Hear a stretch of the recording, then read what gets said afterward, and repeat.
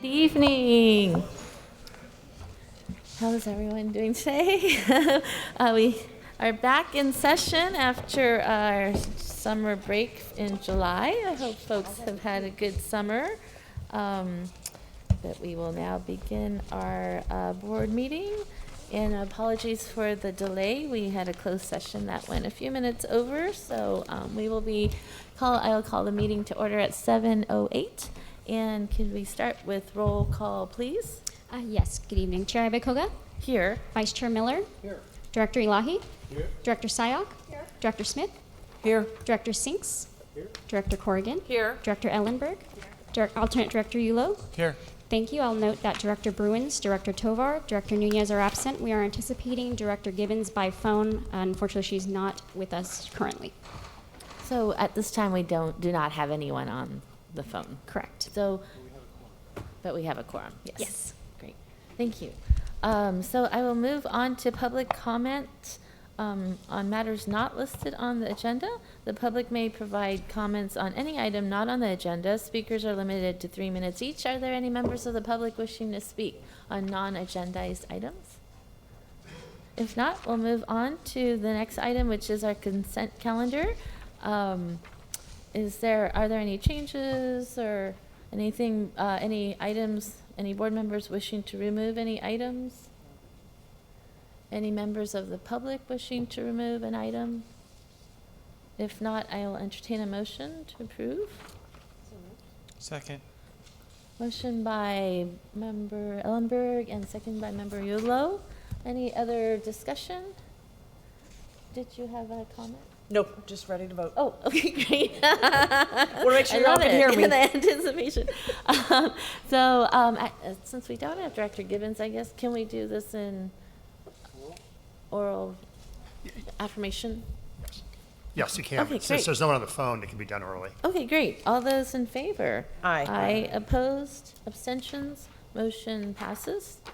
Thank you. We'll now move on to the regular calendar, and we will start with the CEO report. We have our CEO, Girish Balachandran. Thank you, Chair Abikoga. So I'll bring to your attention, you have 3 handouts in front of you. One is the quarterly update on decarbonization programs.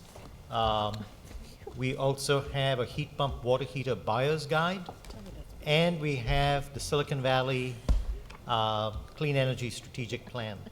So our staff is providing some sparkling cider to you, and that is to celebrate a pretty amazing achievement of SVCE. The California Energy Commission has awarded us $6 million of grant money for EV charging infrastructure, and you, through your initiatives, have already put in $6 million, so that's a $12 million matching fund total budget. Now, this has been a 2-county effort. I want to recognize Amy Bailey, Justin Zagunis. They basically led the efforts, not just in SVCE, but they had an outsized influence in getting this whole coalition going. We didn't think that we were actually going to get funding this year for Cal EVIP, but through a variety of efforts on our side, but also on the state side, we've been able to get this. It's a total of $33 million for the 2 counties. So it's really a big deal in terms of transportation electrification and basically moving the needle. So I want to congratulate both our staff. Thank you very much, and really looking forward to spending this money. Great. So with that, cheers. Cheers, yes. Cheers to everyone. Congratulations and thank you. Salute. I'd also like to move on Sparkling and introduce 2 of our newest staff members. Excuse me, may I Yes. get a word in? Yes. I'm old enough to remember a television program, Greg, you probably are too, called The $6 Million Man. And it was followed by a TV show called The Bionic Woman. So until she gets a grant more than $6 million, I suggest we start calling Dr. Bailey the Bionic Woman. Yay. Yeah. Here's to you. Great. Thank you very much. So I want to introduce two of our newest staff members. First, I'm going to start with someone you know already, Colleen McCamey. She's going to come up and reintroduce herself. She started as a climate fellow, and now she is an employee of SVCEA. Hey, congratulations. Hi, everyone. Well, I'm very glad to be back here, and I'm very glad to be able to work with Silicon Valley Clean Energy. I started out really being interested in energy with with UCSB working with their UC Carbon Neutrality Initiative, and so in doing that, I've learned about community choice aggregation associations, and I was like, oh, this is kind of new, it's kind of crazy, and I kept on following it, and then I saw that there was a Climate Corps fellowship position with Silicon Valley Clean Energy, and that I was like, this is what I want to do. I'm so excited, and then I'm even more excited to be here working full-time here. Yeah, thank you. Great. And I need to say, she was the one who led the efforts on Bike to the Future Oh, yes, Part that's 2. right. Great. Aw, yay. Congratulations. I'd now like to introduce Rebecca Fang. She is a base employee. She works for Amy Bailey. She's an associate data analyst, and she has a bachelor's degree in environmental engineering from USC, and recently graduated with a master's degree in Stanford. Thanks, Girish. So hi, everyone. My name's Rebecca Fang. Like Girish mentioned, I joined in early July, and I'm on Amy's team as an associate data analyst.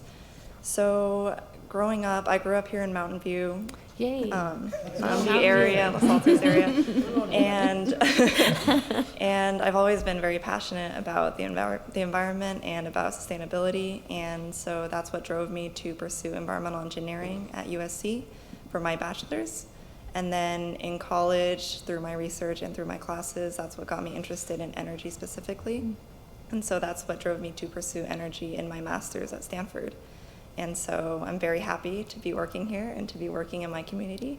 And yeah, very excited. Great. Well, welcome. Thank you. Congratulations. Might I ask, could you help us fill in where these new folks are in our org chart, which departments they're in? Yeah, so Colleen works for PAM, Okay. and so that would be in account services under Don Bray, and Rebecca works for Amy. So Amy has, she has Justin Zagunis, Cal EVIP fame, and Got it. Rebecca. Thank you so much, and welcome. right. So I know you've already had a pretty full meeting from 5:30. So in the interest of moving things along, the Legend Reg update is in your packet. The ad hoc legislative committee is going to meet on August 27th. The session just started, so we are going to be reaching out to you between now and September 14th or 13th when the session ends. Doubtless, so there's nothing really has changed. So from our last update that we provided you by email and what's in this packet. But once the ad hoc ledge committee meets, you can expect to be called upon. We do expect some bills to be resurrected. So thank you in advance for your support. Great. That's all we have in the CEO report. Open for any questions. Any- If not, we can move to the next item. Okay, thank you. Any questions from the board? No? Any members of the public wishing to speak? No? If not, thank you. And we'll move on to the next item, item 3, approval of the 2020 time of use rate transition for residential customers. And we have our Director of Account Services and Community Relations, Don Bray, reading the presentation. Welcome. All right, thank you, Chair, and good evening, directors. So our goal tonight is to officially approve Silicon Valley Clean Energy's participation in the time of use rate transition plan for next year. And assuming that we do plan to go forward with that, we also need to approve provision of bill protection, which is basically a safety net for customers that participate, keeping them in effect cost neutral during the first year should they wind up having to pay more under the new time of use rate. We went through this in quite a bit of detail back in February, so I'm going to move very quickly through these slides just as a refresher. If anything jumps out at you, stop me. Otherwise, we're going to move quickly towards the end where we talk about the actual decision we have to make. But this time of use transition is something that's happening statewide. It was mandated by the CPUC, so all three IOUs are participating in this. For PG&E, we are scheduled to be part of the first wave in this transition, occurring in October of 2020, so a little over a year from now. CCAs can decide whether or not they want to be part of this, so there is a decision that we need to make. This is in response to a grid that's really changed a lot over the last 10 years. You're all familiar with the duck curve, and late in the afternoon and into the early evening, energy costs more and it's dirtier because of all the fossil fuel generation that needs to be fired up to support the grid during those hours. Under the current tiered rate structure, almost 87% of our customers are in this category. Customers pay more the more they use. That's really how the tiered rate works, and the logic behind the tiered rate when this was set up was to encourage conservation.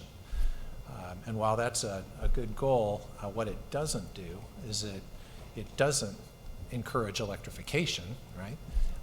It also doesn't encourage customers to use less during the times of the day when energy is more expensive and dirtier. So how will TOU work? Under the new default time of use rate, customers will pay more between 4 and 9 p.m. every day, and they'll pay less during the other hours. So it's a pretty simple tariff to understand.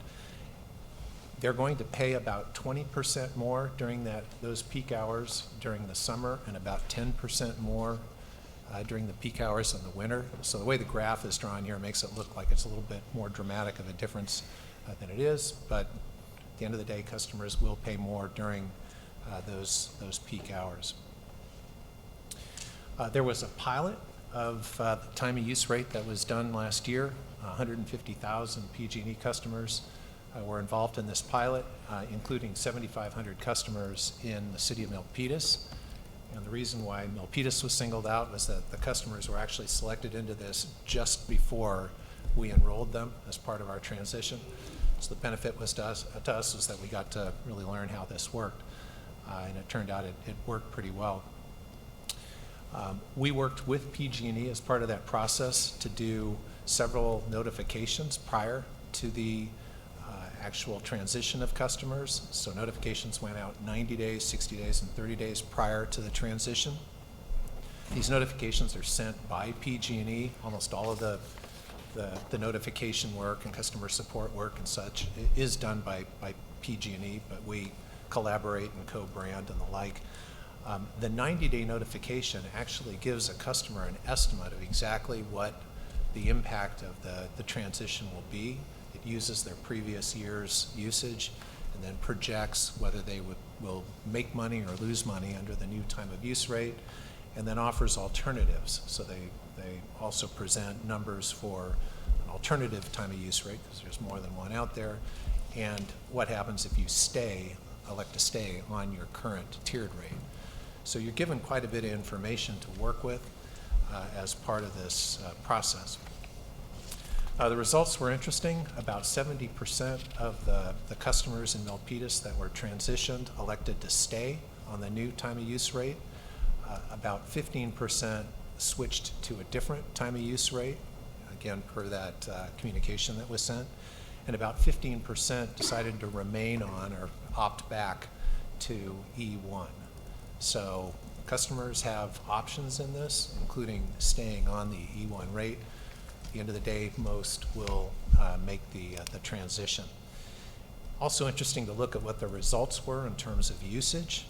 There was some discernible change in terms of how customers used energy. There was about a 5% load shift and some overall load reduction for the graph that you see at the bottom of the slide. I mentioned bill protection.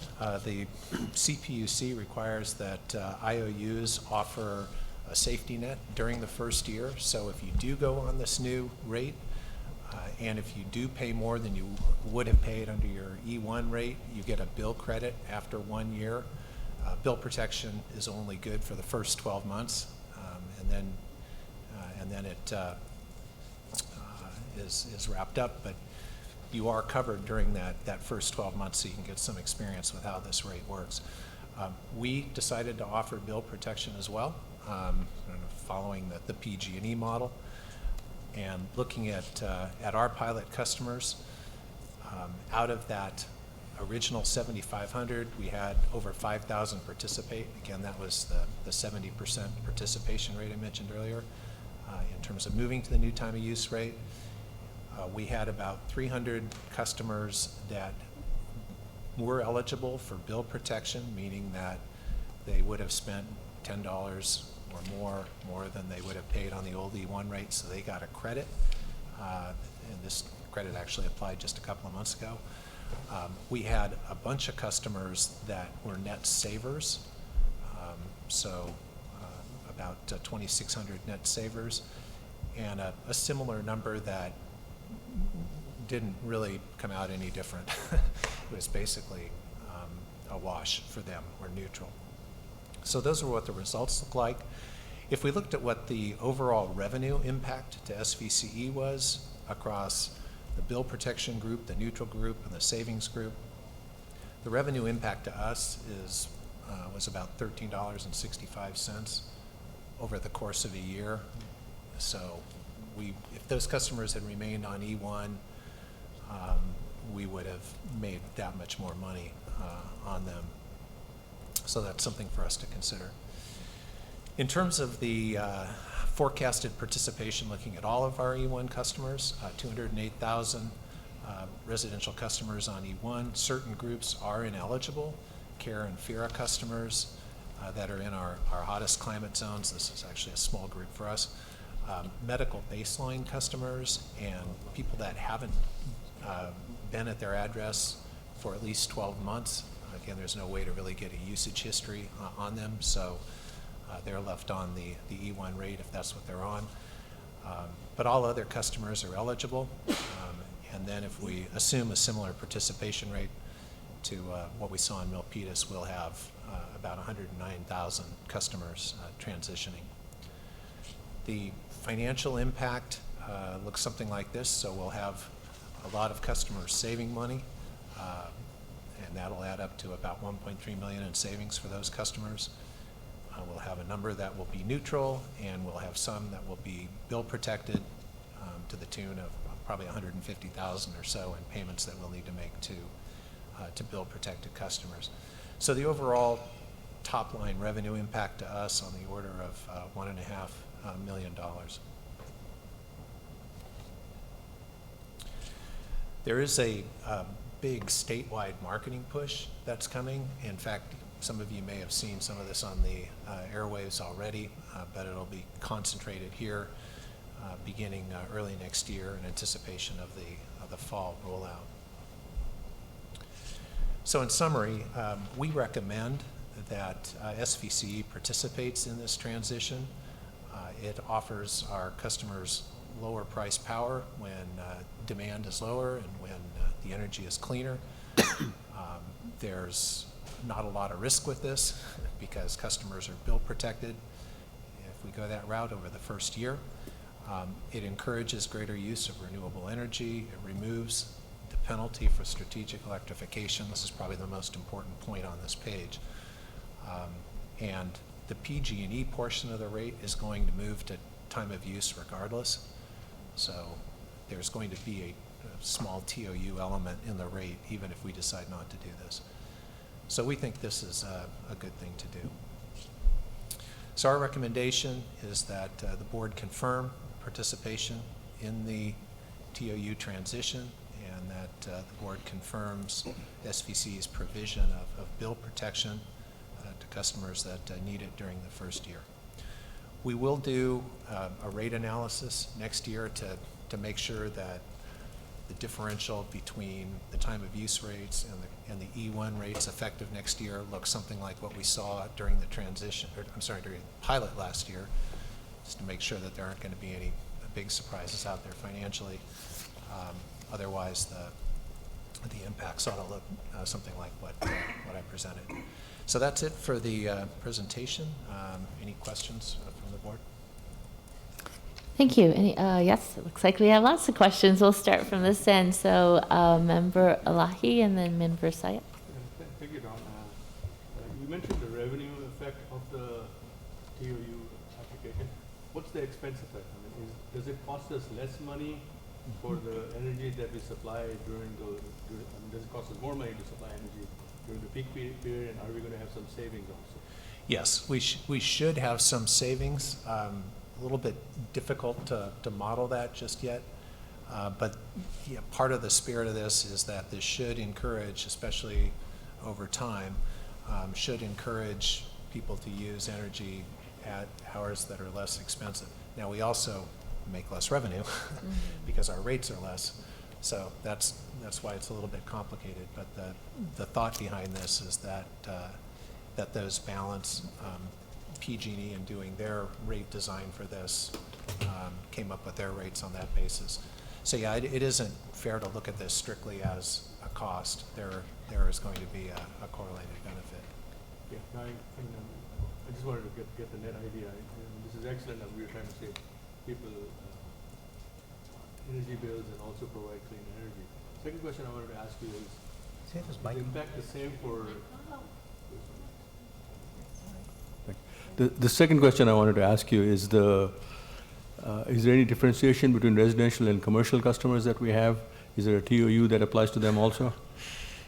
Great question. So most all commercial customers are on a TOU rate right now, but what's interesting about it is the TOU peak period is noon to 6, which is not where the peak is on the grid anymore. So next year, there's also going to be a transition of commercial customers, not to TOU rates from tiered rates, but to a new set of TOU periods. So the TOU period for peak is going to move from noon to 6 to, I think it's 3 to 8.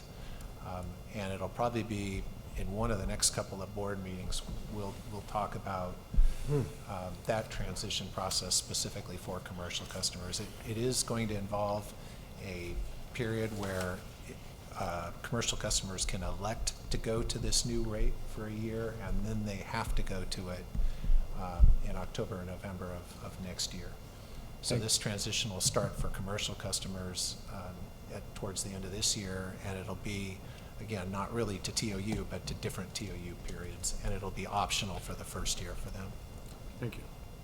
Member Sayak. Yes, thank you. Could you just explain, on one of your slides, you had CARE and FERA?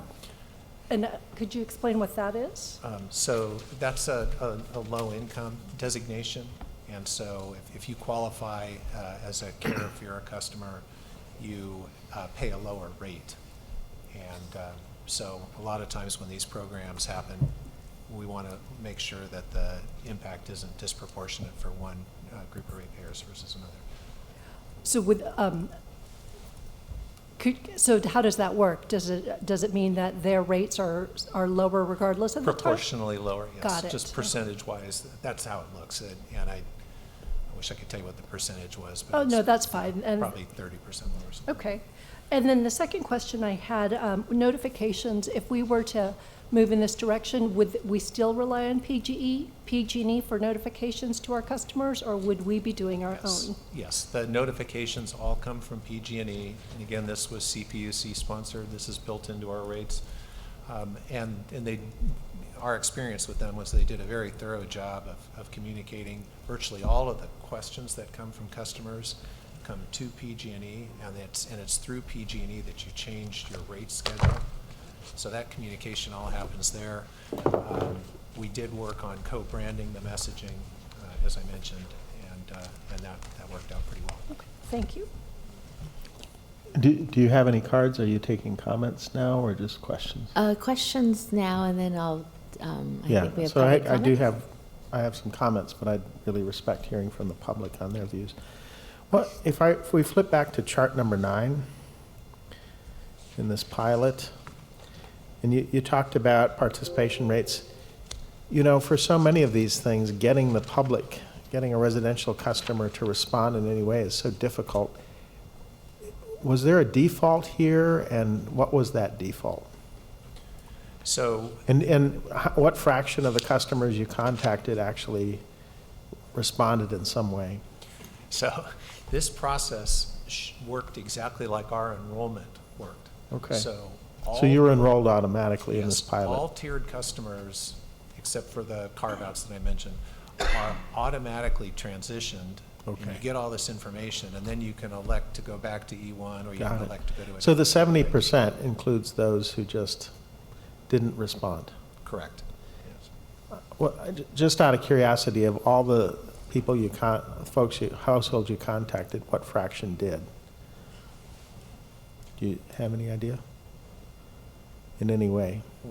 I'm not sure. Did knowingly participate? or Well, to actively- instead of just letting the default kick in, I was curious, right, to see what fraction of folks had any response whatsoever.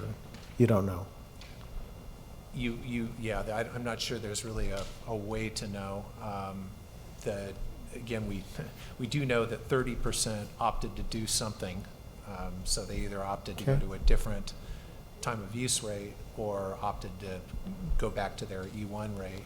The other 70%, we don't really know how conscious that decision was. Yeah. So I posed a couple of questions to Girish. First of all, what happens to existing rooftop solar customers like me, for example, So if when we you're- transition to this rate? Yeah, if you were a more recent solar customer and you were on a NEM 2 rate, you're already on a time of use rate. Okay. Over half of our solar customers are already on a time of use rate. And so nothing happens to them. They stay exactly where they are. But if you have been a solar customer for a long time and happen to have never transitioned off of your E1 rate, and we have 5,000 or 6,000 solar customers that are in that boat, they will get all these communications, and they'll be given the option of either transitioning to the new time of use rate or back to their E1 rate based on what works best for them. Got it. So it really isn't going to look any different for a solar customer than it does All right. for. And finally, the question I asked Girish yesterday, if under the PG&E plan, does a customer have a choice? Can a customer be on the TOU or go back to E1? Is that going to be carried in perpetuity, or at some point, and when is that point?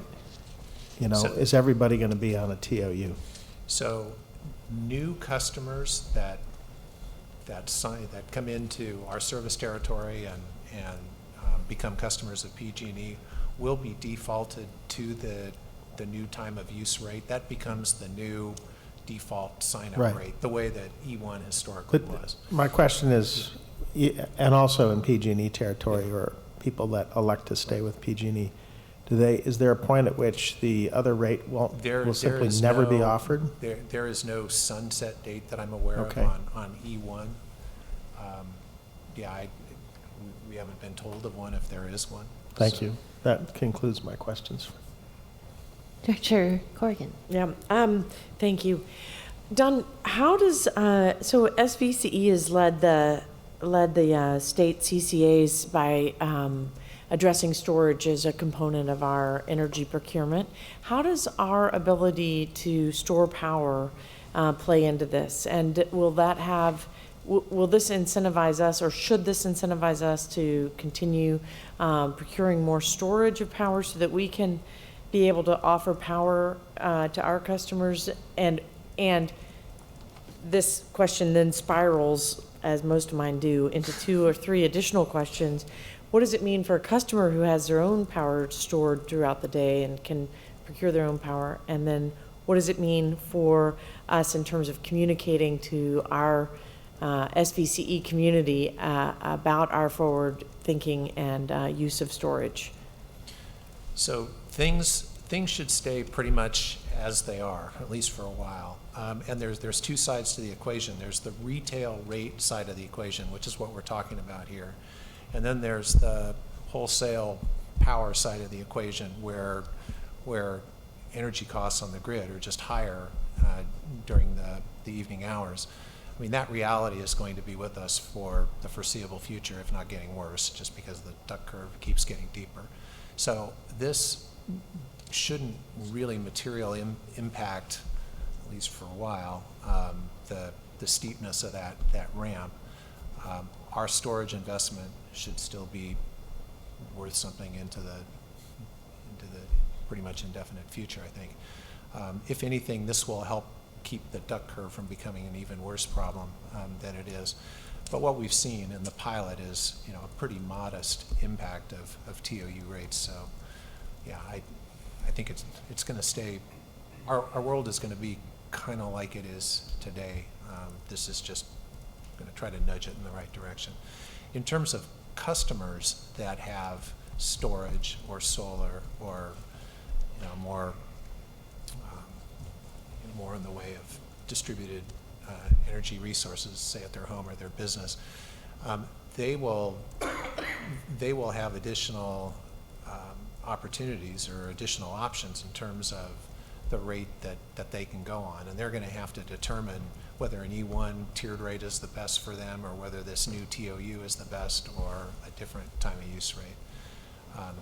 The movement of all time of use rates towards the evening hours being the peak, of course, has had some impact on solar and has prompted more people to think about storage. But that's a broad move that shouldn't be impacted by this. Thank you. Yes, Vice Chair. I'm down to only one question. Everybody got everything. I'm just wondering on bill protection. So there's the TOU rate that they're sort of opted into, but you said they could take a different TOU rate or they could stay on E1. Where does the bill protection apply? Is it only the default TOU rate? Yes, it only applies to the default TOU rate, and it only applies for the first year. So If you go on a different time of use rate, you're not bill protected. You're on your own. Okay, perfect. Thank you. Yes, Director Yule. I had two questions if I can remember them, but thank you for answering, already asking some of them.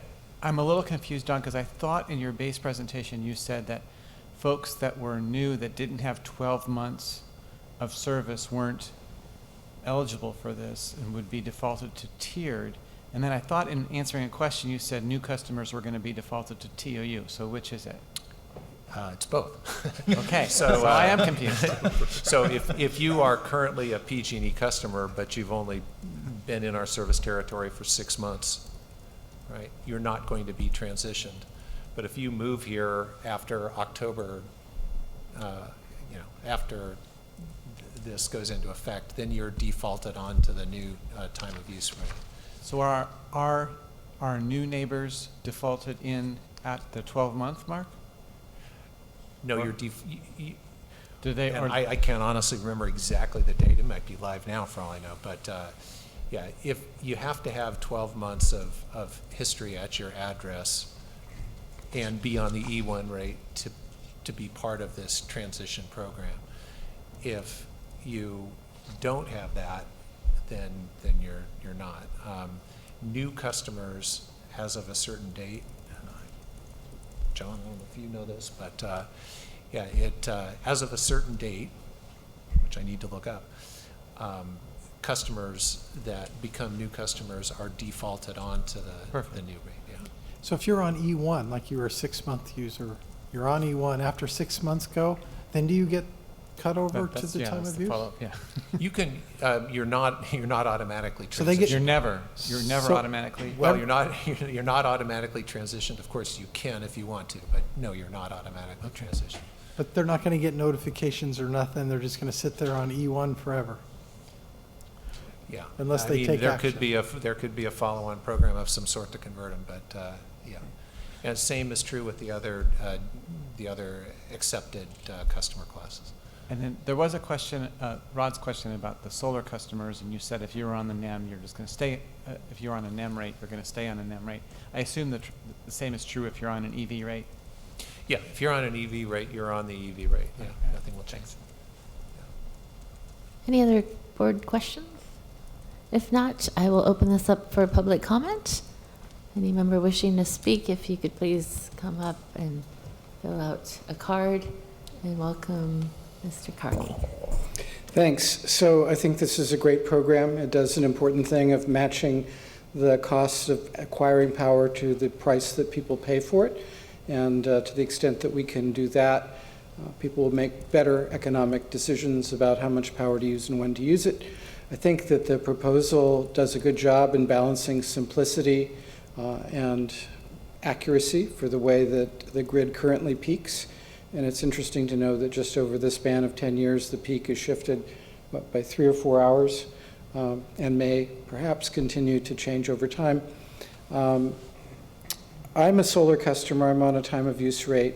And one of my questions is, will the model that predicts the costs be accurate for solar customers without storage the same way it is for people who don't have solar? I know that there's certain estimators in PG&E's website that don't work particularly well for solar customers. So that would be good to know. And I have some experience. If James Tuleo were here, he could answer this much more accurately because of his time at PG&E. But PG&E is very slow to close out rate categories.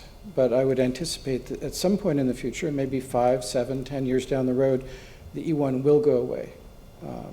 And depending on how rapidly the climate crisis comes at us, that will probably determine how quickly they close out the E1 rate. So those are my thoughts. Great, thank you. Any other members of the public wishing to speak? If not, I'll close public comment. And would you mind answering Mr. Carney's question? If Yeah, you can. I honestly can't speak to how well PG&E's modeling tool works for solar customers with storage versus without. But some of you may have used it. You can go onto PG&E's website and you can look at how the different options that you have as a residential customer are estimated to work for you over the course of a year based on your historic usage. But honestly, I'm not sure how well that works for solar customers versus others.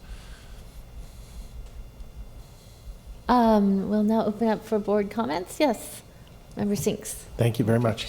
I'm very supportive of this. You know, this helps us moderate peak demand because it sends a signal to customers that they should be using power when it's actually less expensive for us, and that alignment is good.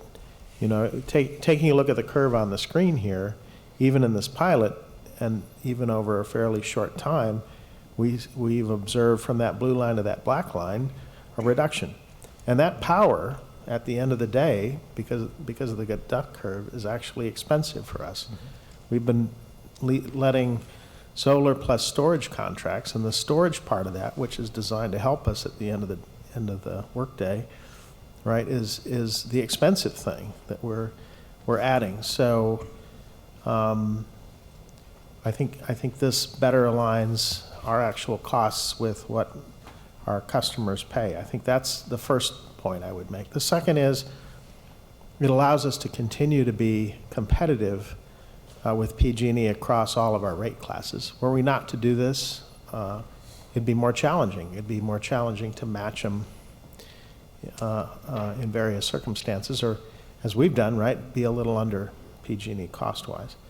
And finally, it allows us to have consistent rather than conflicting marketing messaging to our residential customers. And I think, you know, that in itself may not be compelling, but it's sure a heck of a lot easier if we're on the same page and people aren't confused because they've seen one thing from PG&E and then they think, well, maybe I ought to be a PG&E customer. If we're on the same page, it eliminates that potential confusion over different messages from us and PG&E. Thanks. Yes, Director Elahi.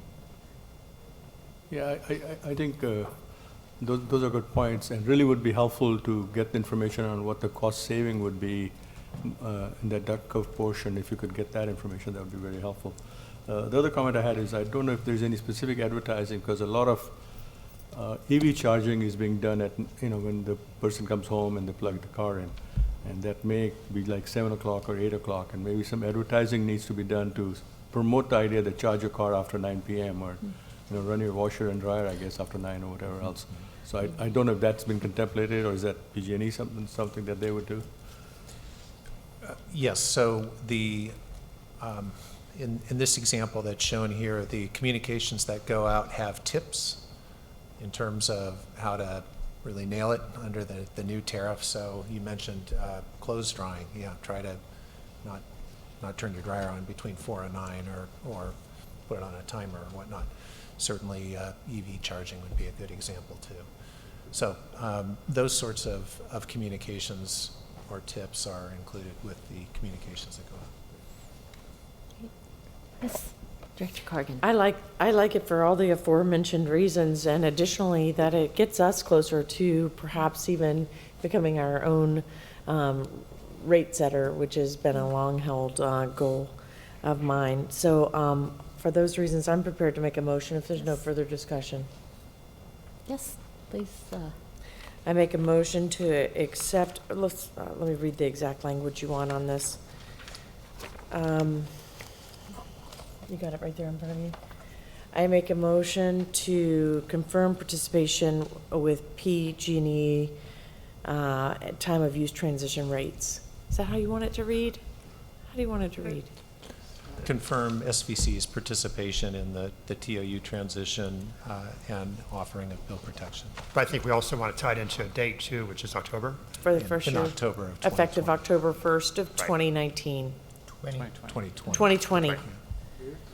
Wait, I'm telling you, I need it. I need the help here. Thank you.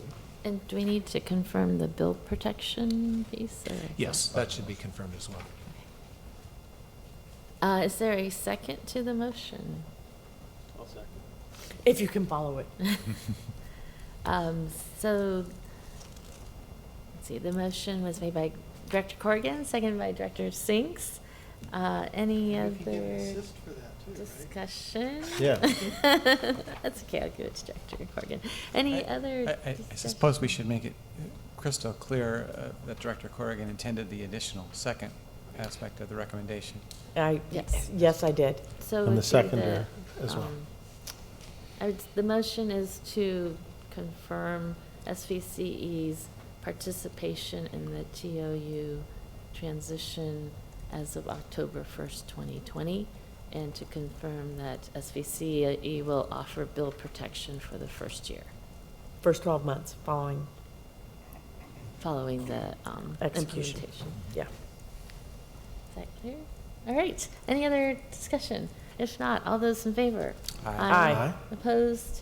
Abstentions? Motion carries. Thank you. Thank you. Going on to item 4, this is a discussion item, our first pass at the proposed fiscal year 1920 operating budget, and we have our Director of Finance and Administration, Don Eckert, to do our presentation. Welcome. Thank you, Madam Chair, and good evening, fellow directors. And I don't know about any of you, but talking about the budget after cider is much better than talking about the budget without cider.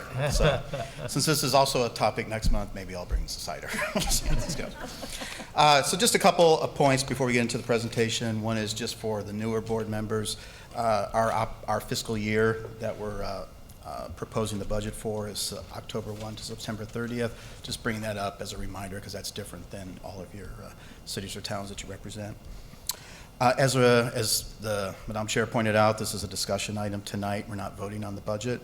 And we're looking for your feedback for changes that we can make over the next couple of weeks for the final budget that we'll bring to the board in September. So I endorse feedback not only from the board, but from our ratepayers and general public.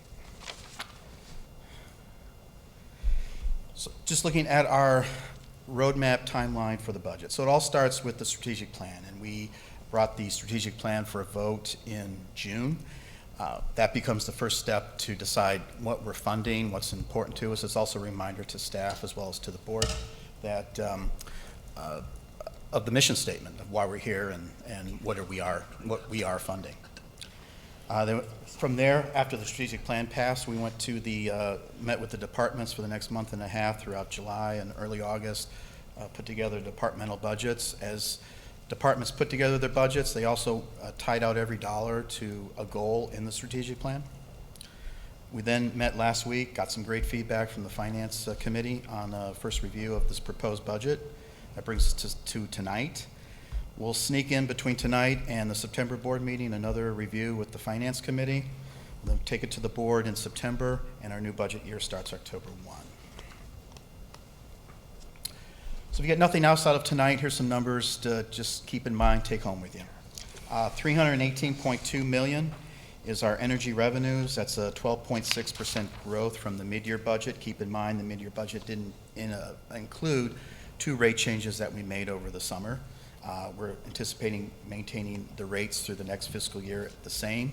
We know that will change, but we'll have a mid-year budget review process that can correct those changes in rates. We're looking at $244.7 million in power supply cost. That's a modest increase, actually, less than 10%. You saw a big jump in power supply costs in the mid-year budget. However, prices have stabilized. We're well hedged going into the next fiscal year. So we have a very healthy operating margin of $56.9 million. That margin funds not only reserves, the programs, capital budget, and debt service. We have a $52 million budget surplus in this proposed budget, and we should end fiscal year 1920 with $150 million in reserves, and that will take us to our reserve target at the end of fiscal year 1920. Considering that I don't anticipate major rate changes next year, and we're well hedged on power supply, we feel very confident we will hit that reserve target at the end of next fiscal year. This next slide is just a comparison to the mid-year budget, just to give you an idea of what is driving the variances. So overall, compared to the mid-year budget of our current budget year, this proposed budget is a $22.5 million increase in the bottom line surplus. We'll go through every box, but just high level, $35.6 million in revenue. So obviously it's a revenue-driven surplus increase. We talked about power supply, but we're well hedged. We also featured the PCC2 impact in this budget, which reduced power supply costs by about $5 million. Our billing and data management, almost the same. Our other operating expenses increased, but the drivers there are professional services. We'll talk about that at a high level with the department budgets, as well as employment expenses. Keep in mind the mid-year budget included the vacancies that we had through the first 4 or 5 months of the fiscal year. This budget includes 25 positions authorized plus 2 that we're going to ask for tonight, and those are funded throughout a full year.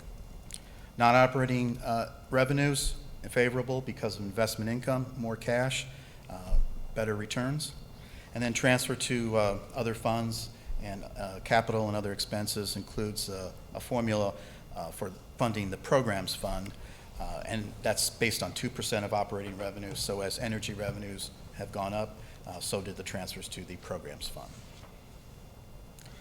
Just to cover some of the higher level inputs into the revenue budget. So no change, as I mentioned earlier, in this budget for rates. I know we fatigued the board last year as well as staff with all the various news that we had on rates.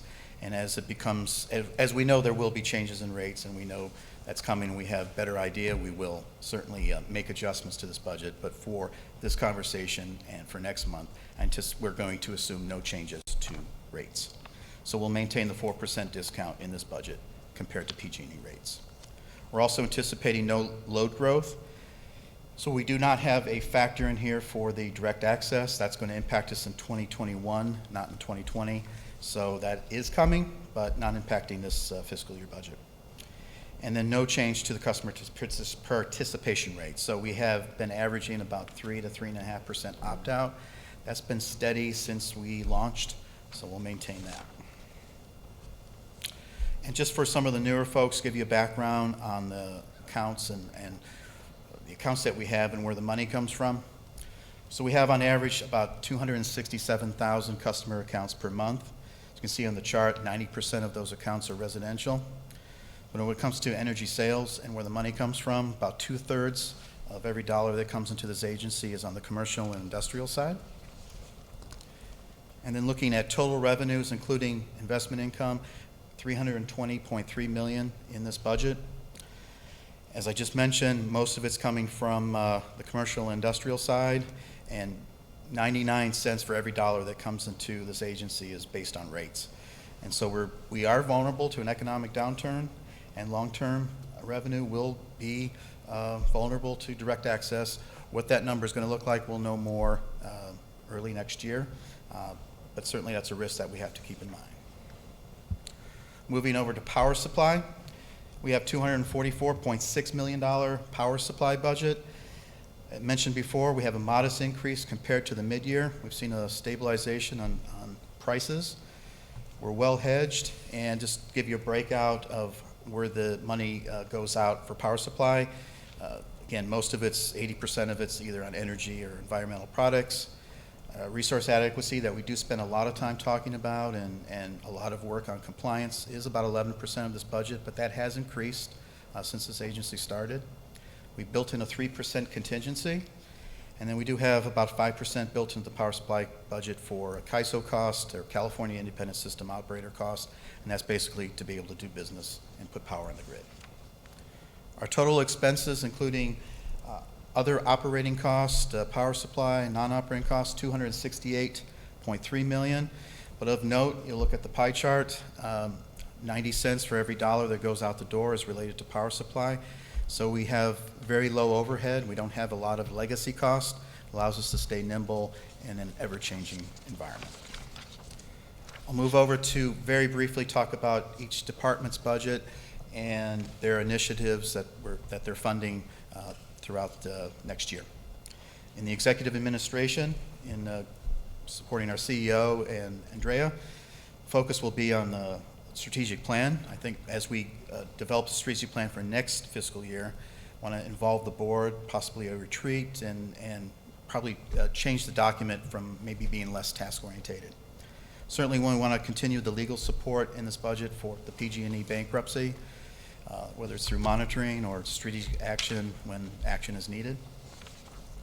In finance and administration, I'm going to put a lot of money increase into cybersecurity. Nick Zanato does a great job for us through 2 audits that we had over the last 3-4 months on just the IT system that we have, as well as the automated meter infrastructure. But I'll tell you, Nick can run a scan today and have 30 risks. He can fix those risks, and tomorrow run the same scan and have 30 different risks. So it's a never-ending battle, and we want to make sure we fund not just the agency's IT assets, but our customers' data as well. Credit rating, certainly that's going to be very important for us over the next 6-8 months to obtain a credit rating, and we have begun those discussions with Moody's. Facility improvements, you'll see an increase in the capital budget as well as the lease operating expense side as well. Right now, we're getting tight in the current suite that we're in.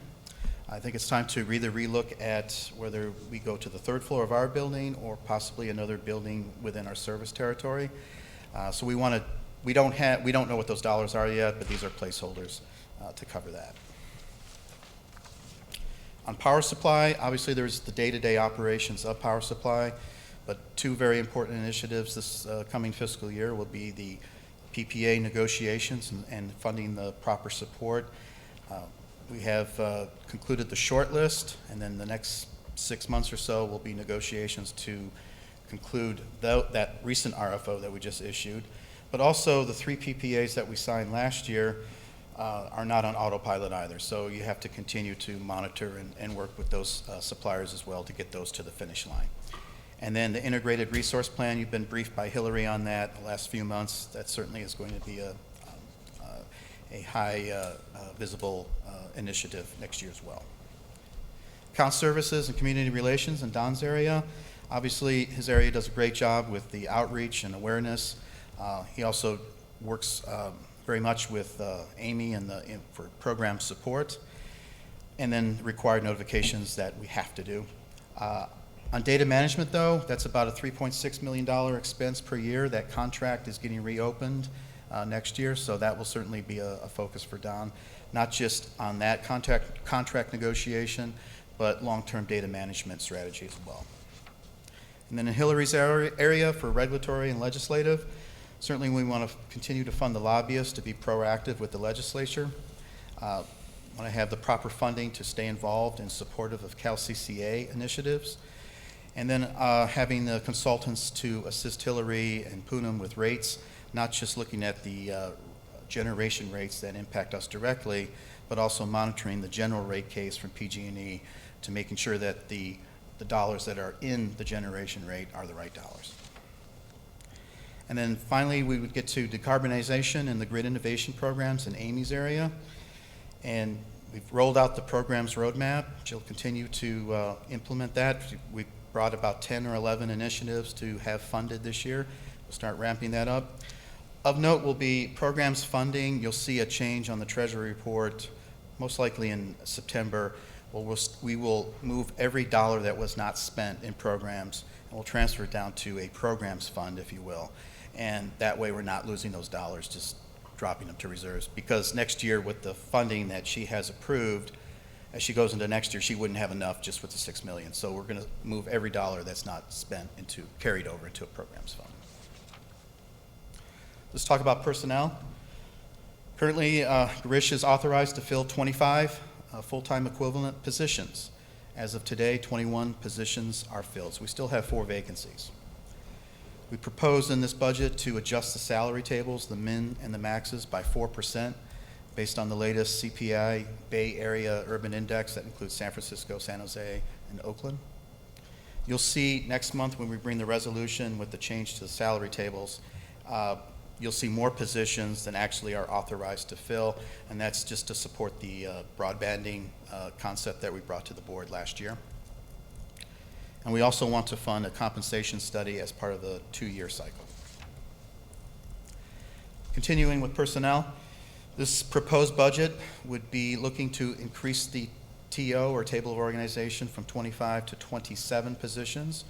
We're looking for 1 position in the decarbonization area, most likely focused on the building and construction efforts. And then we're looking at a rates manager, but we most likely will also put together a job description for a senior rates analyst and figure out which one that we fill. This would be for rates monitoring and forecasting, as well as developing rates in response to the coming of direct access. And just keep in mind, as I mentioned before, 99 cents of every dollar that comes in this agency is somehow related to rates, so it's an important position to fill. And then longer term, we have been talking to the departments. Most likely would look to add another 1 to 2 positions over the next couple years. Unknown now what that would be, but certainly as the environment changes, those positions would be in response to that. We have looked at other CCAs to find out if 27 or 29 is a right number. And surprisingly, we're right in that middle with PCE and Monterey Bay and East Bay and ourselves, that in that 25 to 30 range seems reasonable. And if you look at that from an operating margin per employee, it also supports that number as well. So we feel comfortable with the proposal of the 27. And then we also have in this budget 5 part-time positions funded. This next slide is just a snapshot of our organizational chart, and then in green you would see the changes that we're proposing, the 1 incremental analyst and the rates manager. To cash reserves, so ultimately I mentioned at the start, we're looking at to hit our target for cash reserves at the end of this coming budget, 1920. I added some ranges, so if we're at, instead of 180 days, if it's in that 160 to 200 day range, that's reasonable.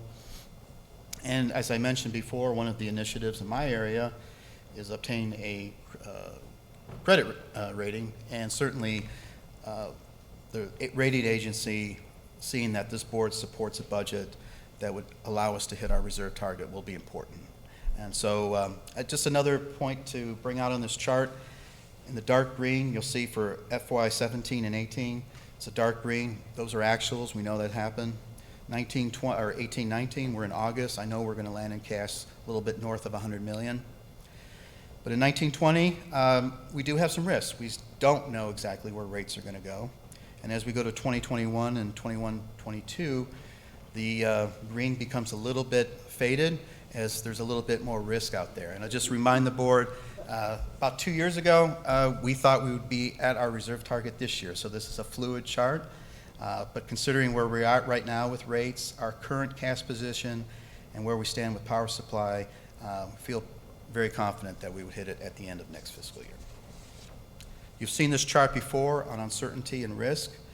I won't go through all these items because these are the same players that creep up every time, but they're still there. Rates, regulations with Sacramento as well as San Francisco. Certainly any unhedged positions with power supply or any errors in load forecasting can drive up those costs very quickly. There's unknowns with PG&E breakup rate, and we talked about direct access. That takes us to next steps. So tonight we present the proposed budget to you. Any feedback we get from you or from the general public, we'll incorporate that over the next 2-3 weeks. We'll relook at our assumptions in this budget. Certainly want to incorporate the latest mark-to-market on power supply and any new information we would have from rates or requests from the departments, consider those. We want to review then the revised budget with the Finance Committee the day after Labor Day, and then bring back a recommended budget for your approval September 11th. That concludes my presentation. Happy to take any questions. Great, thank you. Any questions from board members? Did you have some comments? Okay, okay. So questions? Yes, Director Smith? Okay, we'll just take questions. No questions? All right, then I'm going to go to the public. Any members of the public wishing to speak on this item? No? All right, then I'll bring it back to the board, and we'll start off with the vice chair, who is also our chair of finance and admin. Yeah, I wanted to make two comments, and everybody will recognize the comments. First, for our reserves, we set a range, and we have long ago passed the minimum level, and we have our ideal level in the middle, which we are aspiring to, and we have the CEO's super safe level way on the high end, which we are also aspiring to. But I just want everybody to remember we've done a super great job of building our reserves. We've attained a level of reserves that are adequate, and we wish we had more, and the budget does accommodate more, but we are in a very strong position financially with respect to reserves. And just to be double sure, you remember we authorized a line of credit, which doesn't quite, but approximately gets us from the minimum level to more into that little ideal band. So I think we've done exceptionally well, and I don't want anybody to go home and think, oh, we haven't met our reserve level yet. We are substantially in the safe zone. We're just going to get all the way to the ideal zone in the next year. And my second comment is also something I say all the time. The Finance Committee does work a lot with Don and with Garesh to just look at how they're trying to put together the budget and how we're aligning all the strategic plan items to the actual budget and expenditure items. And the discussions for each of the times they bring this budget to us always go over an hour. So we're putting a lot of energy into making sure what shows up here is pretty well thought out and vetted. However, I will point out today is the opportunity to say, oh, you guys, we could add something, we could change something, we should refocus something. This is our opportunity to give the feedback to Don and to Garesh about where we want to adjust this. But I just want to point out it's been very thoroughly vetted. The process has been followed every step of the way, and I think they've done a pretty good job of accurately reflecting all the goals that we had put forth in the strategic plan. And I, for one, look forward to the day when we have a credit rating, we've met our ideal goal and reserves, and we can actually move our programs beyond just the 2% point. I'm going to go to Director Ellenberg and then Director Smith and then Director Loughy. Thank you. I feel like my colleague to my right here just rolled out a red carpet for me to make some suggestions. And what I want to share is what I've observed over the last half year now is that we really are a successful and quickly growing startup, and really more than a startup by now, really transitioning to a larger, more complex operation. Certainly the org chart demonstrates that, as well as your interest in additional employee positions. Something that caught my attention, though, is that the positions that we're talking about adding are technical positions, and I understand the focus on that aspect, and as you said, 99 cents out of every dollar is focused on the energy. But to me, I noticed also an absence in the admin side of somebody who really is focused on human relations and personnel issues. And you did have a note, if you can go back to the slide that details finance and administration tasks. I can't see what number slide it is. 11. Thank you. Slide 11. Slide 11. One of the items there does say HR and payroll improvements, and a note, I guess as a goal, to roll out better payroll and HR services. So I'm curious to know if you've given thought to adding that professional on the admin side. If you haven't, I would encourage thinking about it as this organization grows and becomes more complex. So I'll stop there, and I'm interested to hear if this is something that you've already thought about. You're more biased on the HR side than payroll, right? Just to confirm. Well, it's often the same person, but HR is certainly, I would say, a particular skill that's needed as the company grows. So thank you for that question, and I'm going to slide 11. So we are looking at, we currently outsource our human resources needs as well as our payroll. And that's just based on our size and the initiatives of this agency at the time. What we're looking for right now is to improve those services and to actually have an HR person on site during the month. So we're looking forward to that change, some improved services from human resources. To have them actually on site, I think is going to help. We also have a vacant position in our table of organization for administrative services manager, of which there'll be some focus on human resources. I don't, to your point, I don't know what that magic number is to say we should have a full-time human resources person with 25, 26 staff, but certainly as the agency grows and HR laws change, that's going to have to be relooked at. But for now, we do want to adequately fund a human resource consultant. They will be on site, and also better payroll services as well. In terms of the size of the organization, I would encourage you to look at the comparables to the other energy companies that are around the same size. I would suspect that they probably have somebody who is focused on HR, but I'll look forward to hearing what you come back with in the revised budget. Yeah. Thank you. At this point, our chair is going to excuse herself from the room, and apparently she's handed me the gavel, but she's given me dutifully the list on who to call on next. So thank you for those comments. Member Smith. We still have a quorum, though not necessary because these are discussion items.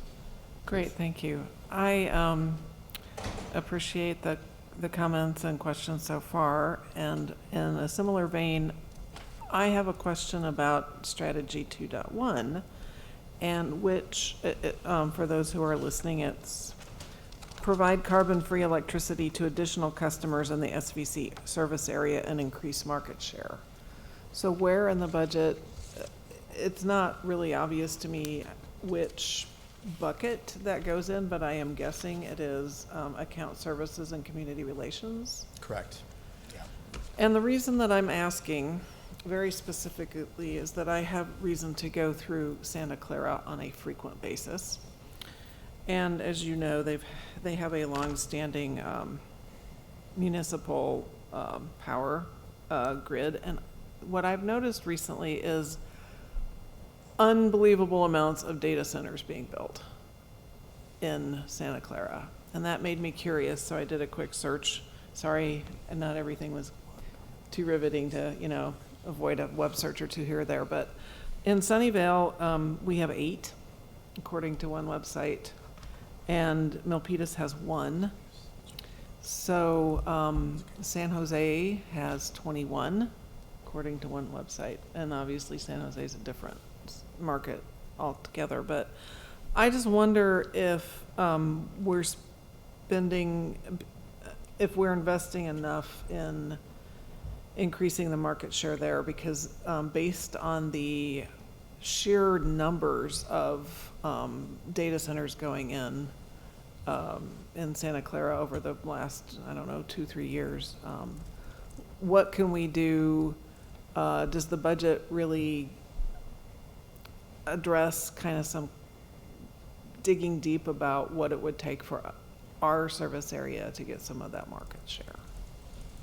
So I'll address that.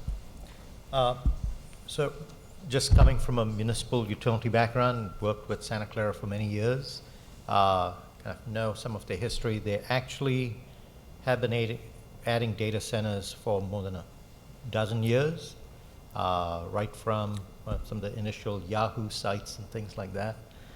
They have the benefit of low-cost federal hydropower. They have the benefit of resources that they purchased back in the mid-'80s, and the debt service on those resources have really reduced dramatically in the early 2000s. So with their low-cost power supply, they also own their distribution system, and so their distribution rate is also less than PG&E's. So from a competitive standpoint, and also from a latency standpoint, the data centers to the users of those data centers, they've just become an amazing place to locate. So it'll be extremely difficult for us to compete. That doesn't mean we shouldn't be looking out for it. So, but this overall strategy is focused on large customers who opted out, and now with direct access to trying to get some of the DA customers into our territory. But if you did a data structure with us, you would be carbon free. And that's a goal of some of these big Fortune 500 companies. And Yeah, Santa Clara is not quite there yet. Some of these large companies also depends on how you get carbon free. Some of our more sophisticated customers are very much in line with the strategies we are looking at, which is the carbon free definition is changing from annual accounting to more hourly, more granular accounting, which is where the industry is headed. So it's a little more challenging to get there. Yeah, so to wrap up my question regarding this, I'm looking at this account services and community relations block, I guess, or the slide, and I'm not seeing anything related to marketing or strategic marketing or anything like that. So I just wonder if it's in the budget and it just didn't make the slide, or if we're not focusing on it this year. Go ahead. Don Bray's going to come with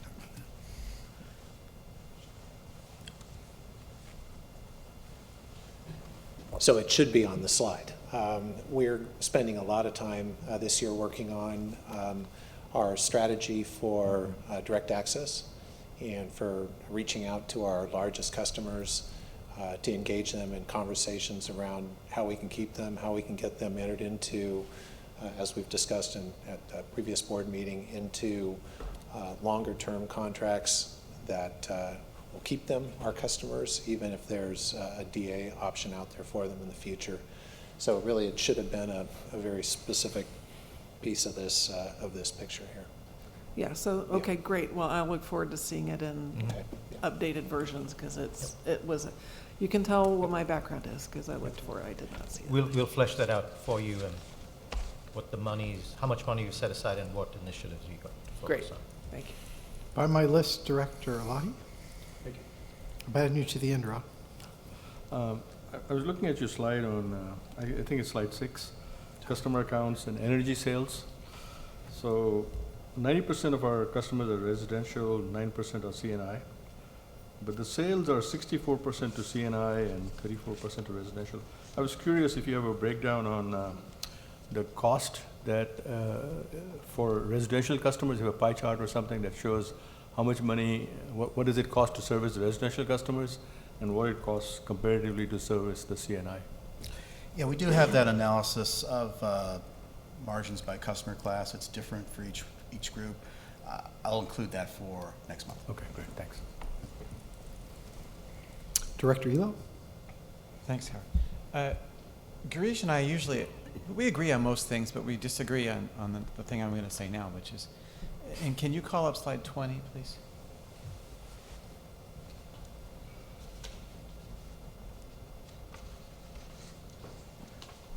What I'm requesting is that staff consider how to prevent the reserves from getting too high. And that almost sounds like I'm making a joke, but I'm absolutely not.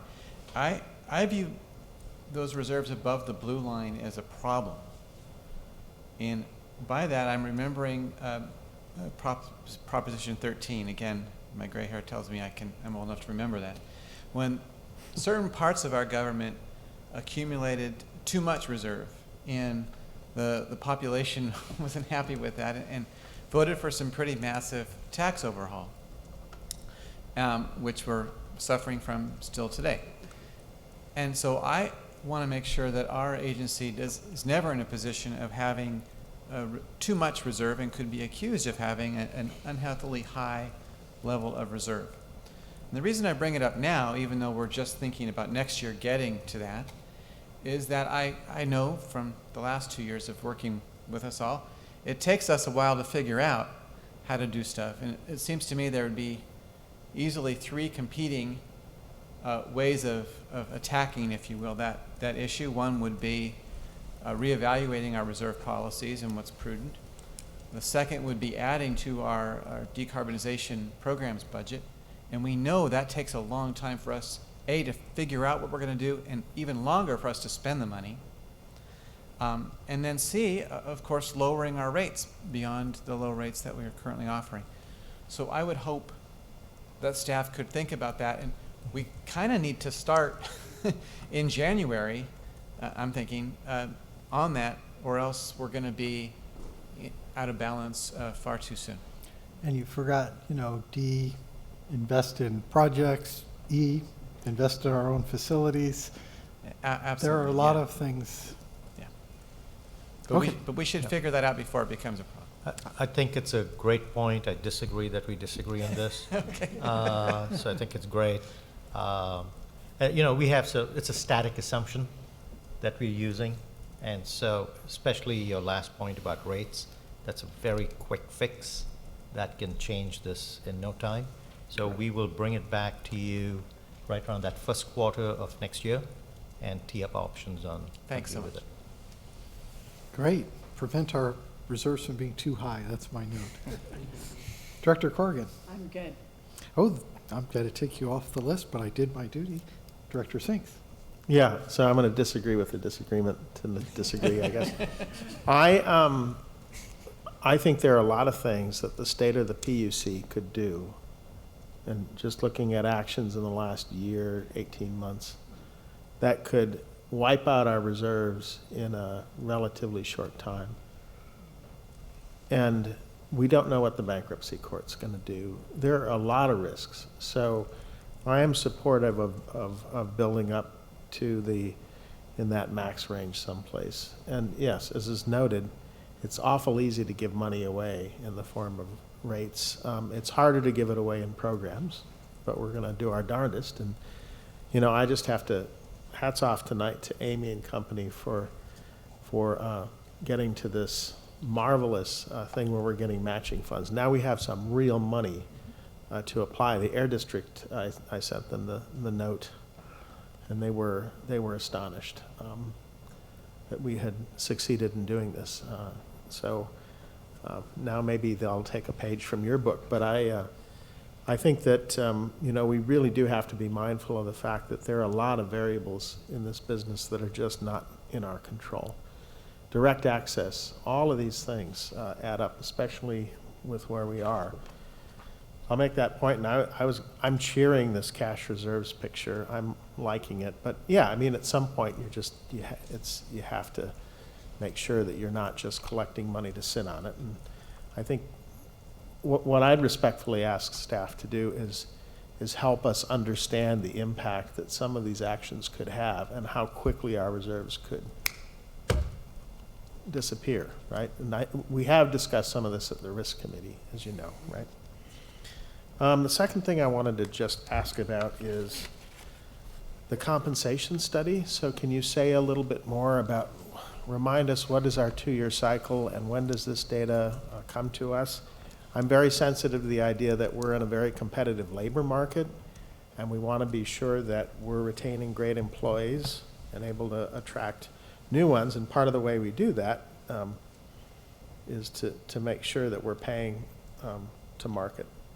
So when we overhauled the benefits, you may recall last year, part of that was also a compensation study to look at not just CCAs, but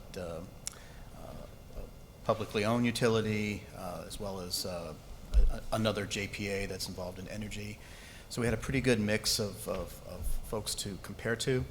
And then we look at it from a, what's the range, include other benefits. Some have Social Security, some have pensions, we have like the HRA, and include all those benefits, so it's an apples to apples comparison.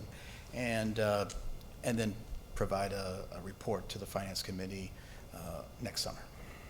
I see a year from now. So okay. With the overall goal is to make sure that we're staying at market, being competitive as well. Yeah, I think it's so important in this market that's shifting rapidly, and I just like to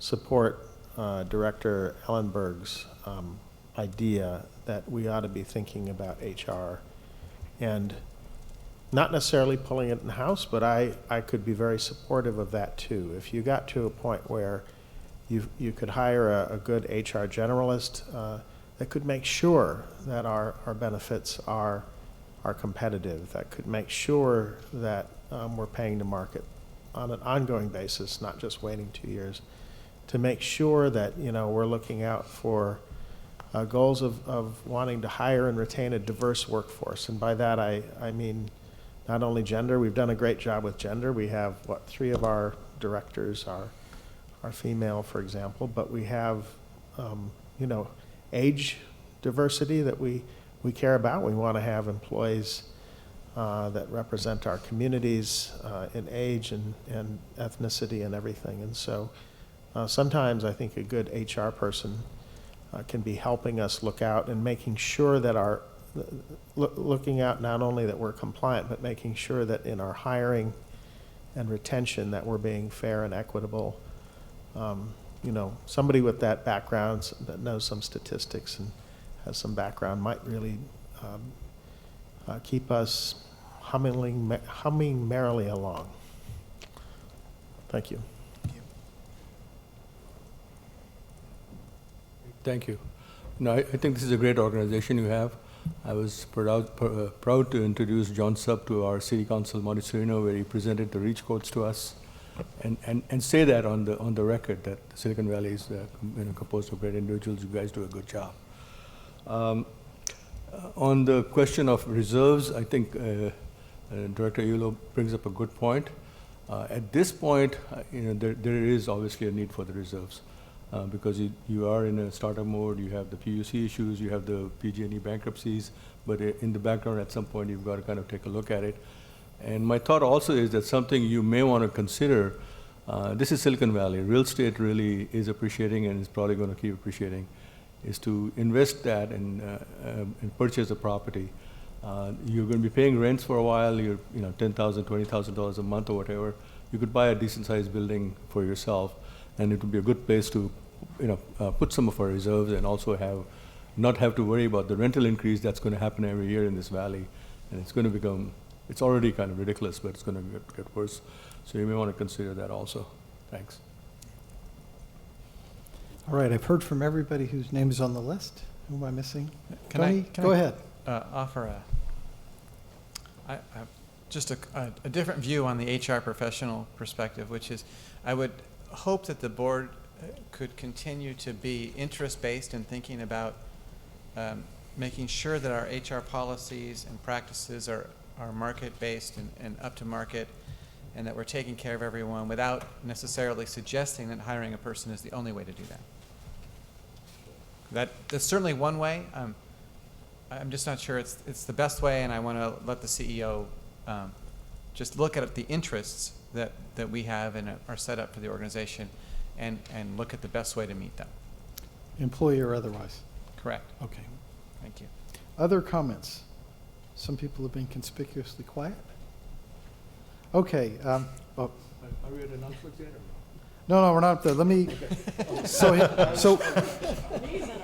yeah, we gave a lot of feedback. Here are the notes that I took, just for completeness, if somebody thinks that I'm missing something. So the first note we started with was HR. If I collected what everybody said, it did appear as though there was some need for on-site. There was this market-based element to it. There was a whole discussion of benefits, pay, reviewing our policies, help in hiring, diversity.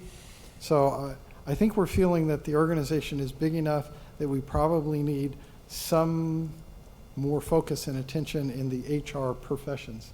Did I leave anything off the HR list? If I may, sorry. Please. I think Tony expressed something that it's the interest of making sure we have an effective organization, whether it's equity in hiring, making sure our benefits are market-based, etc. I am sensitive to the number of people we put in. One thing that we mentioned in a past meeting is we've hired an expert in HR there are many small companies whose only job is to come into companies with employees of less than 100 and basically help us with HR issues and benefit issues. So this is the company that we hired to get us through the whole benefits review. Yeah, we didn't specify an answer. Okay, good. I just want to make sure that that's part of our... Yeah, these were the parameters. Good. And I think that, I know they did the benefits review. We're suggesting that maybe they do a few more of these sorts of things in the coming Perfect. year, which could have a budget impact if we're asking for more time. Yes. Okay? Okay, there was this discussion under account services, and we do fully understand that there's a big goal on DA, but I think the expression was that there are more goals than just DA. And so we wanted some money, time, introspection into the marketing and other opportunities in addition to just DA. Accurate? And then there was a request for sort of a cost/margin of service of residential versus commercial. By class, yeah. Get a little bit more introspection there. And then the reserve discussion was actually, I thought, put in a good spot, which was at some point in the future, we may have too many reserves. And as you stated, January, which would be the next budget cycle, we ought to have more discussion about how we're going to tail off our budget reserve growth. Everybody noted, hey, we're under a lot of unknowns. We feel more comfortable with money in the bank. I would feel more comfortable with money in the bank and a great credit rating. Hint, hint. But I think that there's this thought that we should be looking in the next budget cycle, not so much this budget cycle. What are we really going to do? And there was a suggestion about potentially buying a building. There was my thought about more programs. There was the thought about, and I'll phrase it the other way, Rod, taking less money from our customers, not giving it to them. But none of it was for this year. It seemed like this was sort of like next year. Is that an accurate way to phrase that? Next year's budget, we're doing, yeah, the 2020-21 budget cycle, not the 19-20 budget cycle. Those were the notes that I had. Does anybody have anything that I may have missed? You know, I'll add just one thought, and you touched on it about having a great credit rating. I was asking why we need a great credit rating. It's not like we're going to be looking for large amounts of credit, but it really goes to our ability to negotiate contracts. So as we continue to put out contracts, correct, for solar plus storage, wind, other renewables, whatever it is, once we have this rating, and to the extent our rating is strong, we can get better terms for these than we could otherwise, and that really does make a difference in the bottom line. So that was instructive to me, and I just wanted to share that out of some prior meeting I had. Thanks. Okay, so that was all I had. Is that fair? Then I think you have feedback. We look forward to the final budget to approve in a meeting near us soon. Thank you, Vice Chair. Okay, next up is our REACH code update.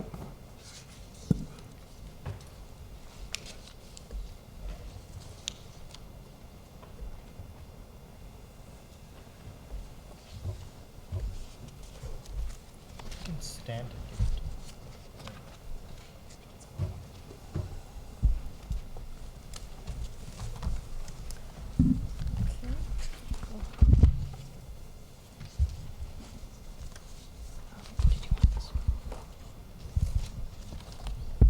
Okay, great.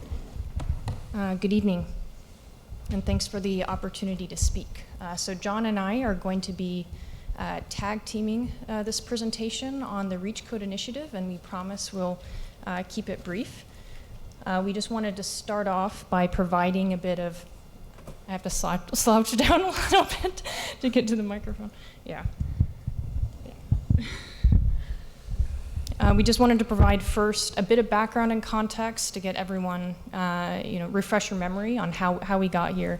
But really, the bulk of the presentation is by John, and it's deep diving into our REACH Code effort briefly, and then where do we go from here. Okay. All right. So as you all know, we are in a climate crisis. These are screenshots of news articles from the morning of August 5th. Which was the morning that I was putting together these slides. Every week there are news, it seems like really an acceleration of studies that are coming out showing really the full breadth and depth of the climate crisis. And you and your cities formed us, of course, to help tackle this crisis for our community and for the global community. And we outlined, what our plan is for achieving deep decarbonization through the board-adopted decarb strategy and programs roadmap, where we also set emissions reductions targets that really sets us on the trajectory for achieving science-based emissions targets. The overarching strategy from that roadmap is kind of listed here and has three parts. First, offering carbon-free power. Second, electrifying everything, specifically buildings and transportation, such that they're operating off of that clean electricity. And then do that while promoting energy efficiency and successful grid integration. So this is the formula that we're following. And the REACH Code effort really focuses on this second step, electrification of buildings and mobility. And just for a little bit more context, as you know, the decarb roadmap was adopted by the board last December, as was the REACH Code effort as a component of that. Since that time, the landscape has changed pretty significantly in a really positive way. We have over 50 cities across the state that are currently evaluating REACH codes for this upcoming building code cycle. And for context, typically in a 3-year building code cycle, you maybe have a dozen maximum, typically fewer cities actually adopting REACH codes. So this is 5 or 6 times the normal kind of level of local action. So you have a huge number of cities really ready to kind of demonstrate leadership. And I'm guessing you've also heard by now, around a month ago, Berkeley did adopt a natural gas ban in new construction for multiple building types. So this was really a big moment. In part because of that last bullet point as well. PG&E actually did show up in person to the city council meeting in support of the gas ban, and that was the first time that that's happened. And so that was a pretty big deal. They've also offered to show up to our council meetings in support of our REACH code effort as well. But really kind of the stage is set for, I think, an avalanche of local action.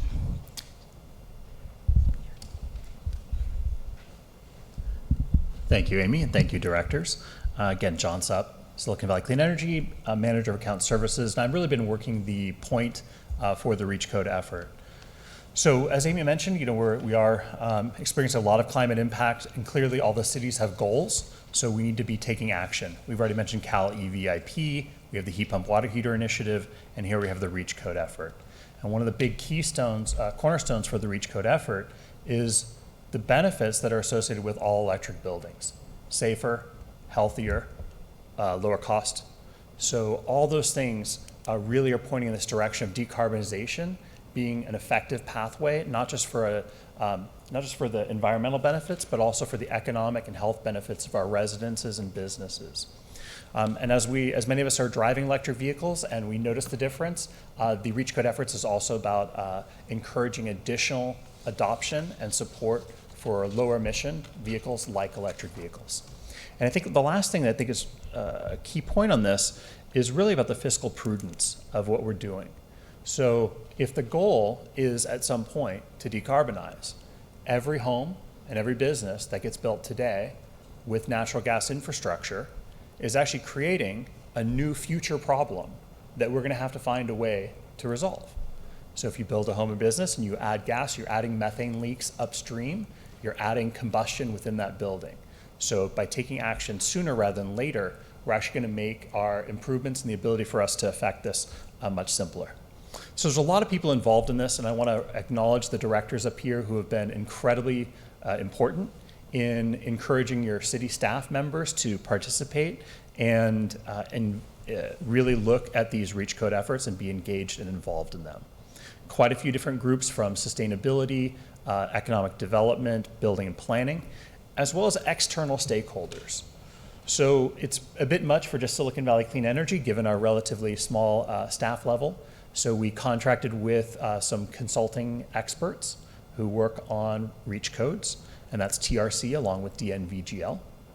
And then in order to help support some of the local stakeholder engagements, we also contracted with Joint Venture Silicon Valley to conduct additional engagements with affordable housing, labor, real estate, developers, and so on, so that we could gather as much input as possible as we're shaping our shaping the REACH codes. So right now we're in one of those 3-year cycles. Your staff is right now engaged in a very large effort, which is to look at all the different codes that are involved in the new cycle. But the REACH codes themselves are really focused on just 2 parts: the energy, what's powering inside the building, and then Cal Green Part 11, which is what deals with electric vehicle infrastructure. And from a timing perspective, again, it's really important. Your staff is already working on this, so by inserting the REACH codes at this time, it really minimizes the amount of additional work that the city staff members have to do for this. For the REACH codes, we wanted to emphasize this point on the all-electric buildings. There is no REACH code for all electric buildings. The recommendation is to adopt the California Title 24 code for all electric buildings at just the base code level. And that really is what allows us to preserve the lowest cost construction option. I know we're all sensitive to housing costs and building costs in Silicon Valley. So we wanted to make sure there was at least one pathway that had no additional incremental cost to construct.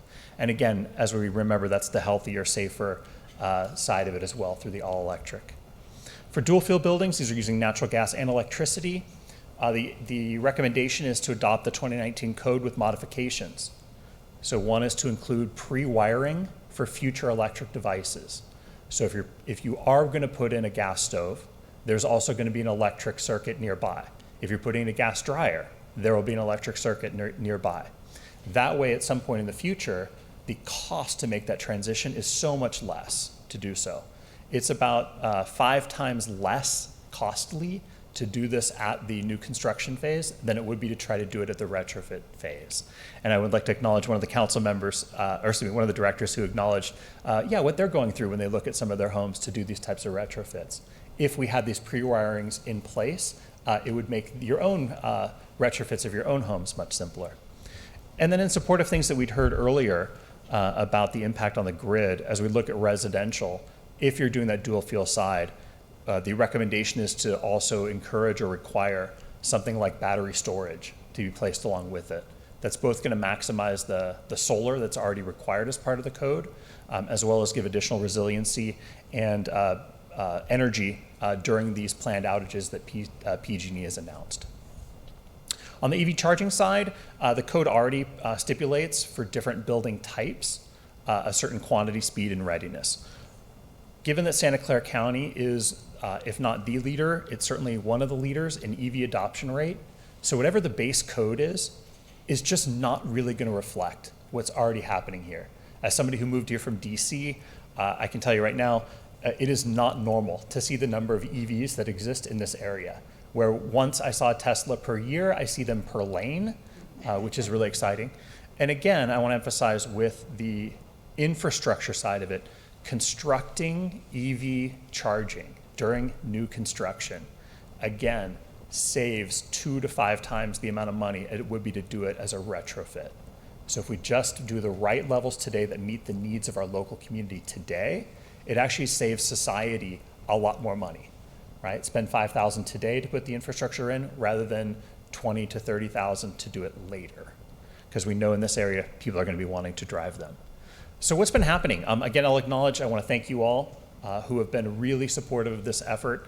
I wanted to put a little update on the engagement. Caveat, this is the engagement that we're aware of. We do know for a fact that many of your city staffs are engaged in internal meetings, in internal discussions that we're not involved in.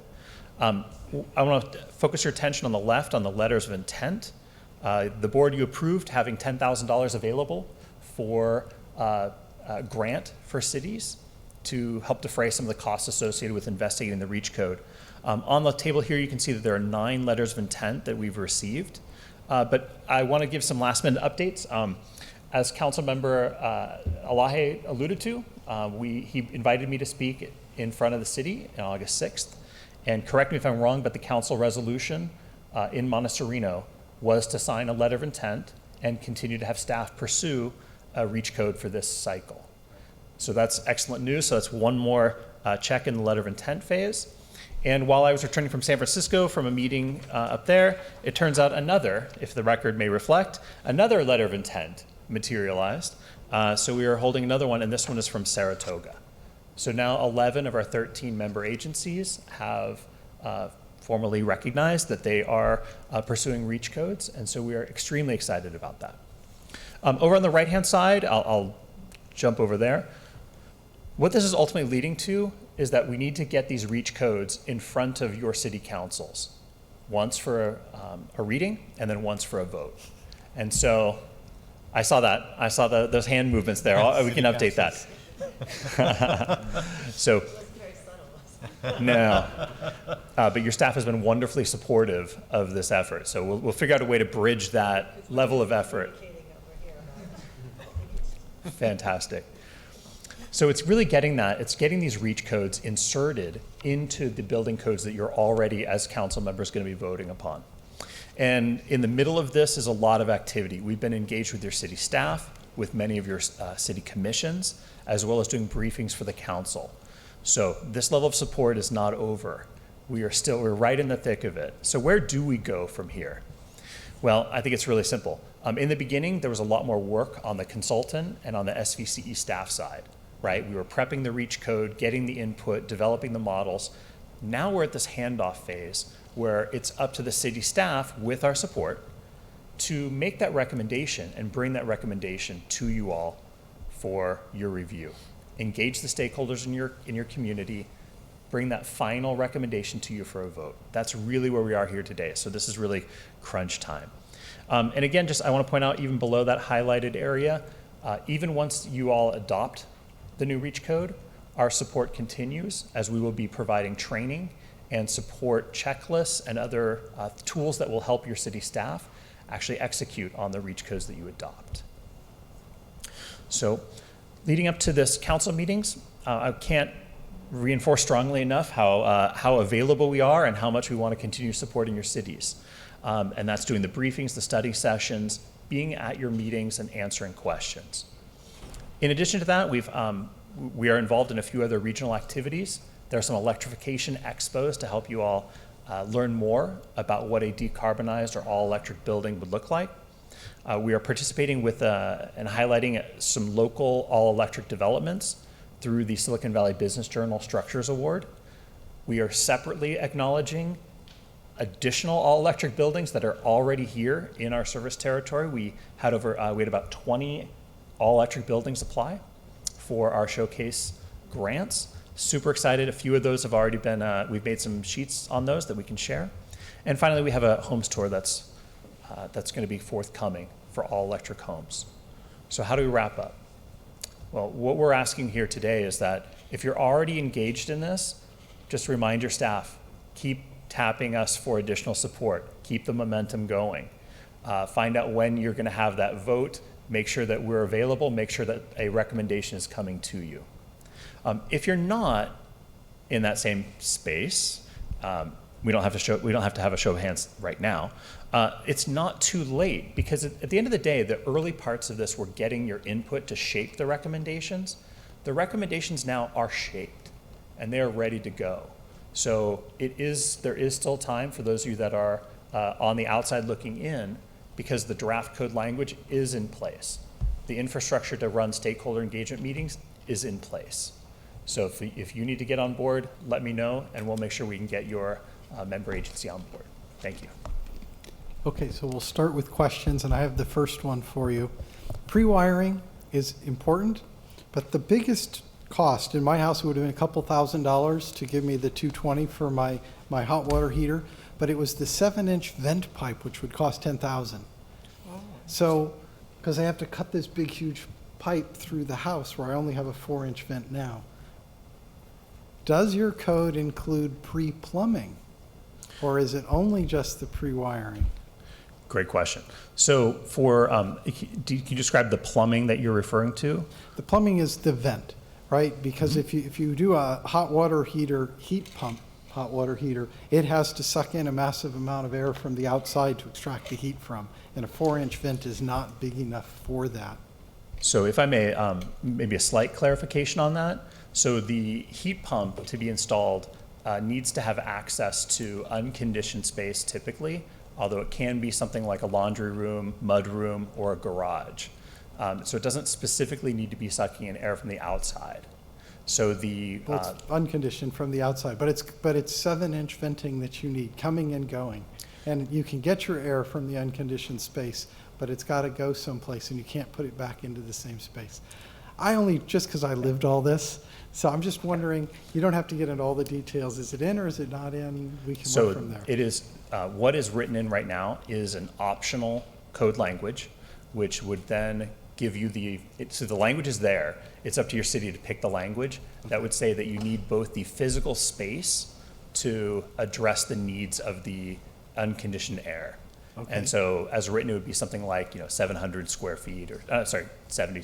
Well, I'll take a look at it. Okay. But yeah, the square footage is written in there, as well as there was an additional request to make sure that there was a plumbing home run that would lead you back to that place for certain homes that are currently building with multiple tankless water heaters, right, where there isn't currently a central location where the water would be running. We are currently updating the language to include that as well. Okay, excellent. Okay, and I'll go to everybody else who wants to start. I guess we'll start with Rod. We'll work our way over. Thank you very much. I appreciate support that SVC has given to my city staff and understand. So we are in the questions phase, just in case we're going to comment second. I'll be very brief and then I'll be done. So August 29th, I know your consultant is coming out with ours to advise our sustainability commission. What happens to projects that have been entitled before we adopt new building codes. If we have projects that haven't been fully architected, but they have, the developers received an entitlement, at what date do our new codes become effective, and how do they work back into these projects somewhere betwixt and between? So as currently planned for most of the cities, they would be adopting the new code, including a REACH code, as of January 1st, 2020. Okay. So projects that already have a permit prior to January 1st, 2020, So the this permit would is have the no- permit is the thing. Just receiving an entitlement isn't the ticket. It's having pulled a permit prior to January 1st. That may be a distinction that I'll have to double check on, if you would have that information. Yeah. Yeah, I think we'll double check that. Just trying to understand that. And then for those that may or may not have, could apply, could either adopt under the new rules but have the discretion to work through old rules, who do we send them to? Is there somebody at SVCE to help walk them through this process? I'm not talking about an individual homeowner necessarily, but for a larger project, who's the best point of contact at SVC when I say, hey, we just approved your hotel now? It's a big project. Who can they turn to at SVCE for some advice? Well, I think the first thing we want to do is make sure that we know whether or not the new code would be even applicable to this project. Yeah. If it's not applicable, and we can find that answer relatively quickly Yeah. by speaking with our consultants. So we'll make sure to have that answer. If it's not applicable, there's really no need to move forward. If it is applicable, then we certainly could include some consulting time to make sure that we can answer those questions. So I'm the point person for that type of request. Okay. So if I want to make sure I just receive that information, we can take action on it. That's terrific. Finally, if a project has received ministerial approval, such as under state law SB 35. For example. For example. Asking for a friend. Lifeline, call my lifeline. Do you know whether, so is it really, I mean, this all goes into what is the thing, right? I guess if a permit has been, if a building permit has been pulled prior to the first, then there's apparently one course, and if not, then there's another, so. Yeah, and I think I want to add another resource in there, which is your chief building officials. Yes. Who know this information, live this information. Yes. We certainly can consult to make sure, but they've, in general, these code cycles happen every 3 years. Yes. And so there is very likely going to be a large stack of projects that try to submit for approval before any new code cycle goes into effect. Or maybe so there's not, usually a right? nice December rush and then a sort of a lull. Okay. There is one little note on that, which is this is the first year that all electric design is the most well supported by the code. So there are actually a small group of projects who are designing for all electric, where it is actually advantageous, likely, to actually wait for the new code rather than trying to go under the old code. That's fascinating. And you know, that component of education, whenever we change something and people are worried that we're imposing more regulation, actually this could be economically helpful to a developer. So thank you so much. So I just want to follow up on your statement that it's not too late for those municipalities that have not engaged. Could you follow up on what exactly that means? In the scenario I have, October 15, Los Gatos will do our first reading on building codes as is. How many suggested changes could someone from SVCE provide? Is it complex? Is it simple so that during the discussion those could be incorporated, or is it something that a municipality has to be engaged with now so that there's no surprise at the hearing? Yeah, I think the way I'd answer it is it's going to be important to have a little bit of lead-in time with your building official or building staff or sustainability or whoever the appropriate people are. The quantity of language that we're talking about is actually relatively modest. Considering all the stacks of books that are associated with the code, I think we're looking at a total of maybe, for the buildings, maybe 7 pages. And those are, again, broken out into different building types. So it's actually sort of modular. So a relatively short meeting with myself and some of the consulting staff can sort of get your city staff into a reasonable level of familiarity with the REACH codes. Separate from that, all of our activities and information are on the SiliconValleyReachCodes.org website. So the language itself, the webinars that we've done, certain flyers and certain other pieces of information are out there as well, so they can peruse that. Between that meeting and your first reading, it's advisable to have a stakeholder engagement about the proposed REACH codes, for which we would be able to support both the meeting itself, provide the content as well. So I would say, please, if you have somebody who you know that might be interested, please have them contact me, or I will contact them, and we can begin that discussion. But definitely not too late. Never too late. Any other questions? Seeing none, I do have a member of the public that does wish to speak. Bruce, come on down. Maybe Bruce has time to visit Los Gatos. I have visited Los Gatos. Good. Didn't work out that well. But when a new mayor comes into office, perhaps it will work out better. I'm Bruce Carney, and I'm speaking on behalf of Carbon Free Mountain View, which is one of 3 environmental organizations, actually 4, that I am a member of, that are all quite interested in helping move the REACH Code initiative across the finish line in as many cities as possible. So let me just tell you who those groups are. So there's Carbon Free Mountain View, Carbon Free Silicon Valley, the Santa Clara County chapter of the Climate Reality Project, and Menlo Spark, which has created a fossil-free buildings campaign as an adjunct of Menlo Spark's effort to make Menlo Park the greenest city in Silicon Valley. So taken all together, there are probably 25 or 30 activists who belong to one of these 4 organizations who might be able to do something like attend a meeting, speak to city council, say this is a great idea, rally high school students from communities to say the same thing.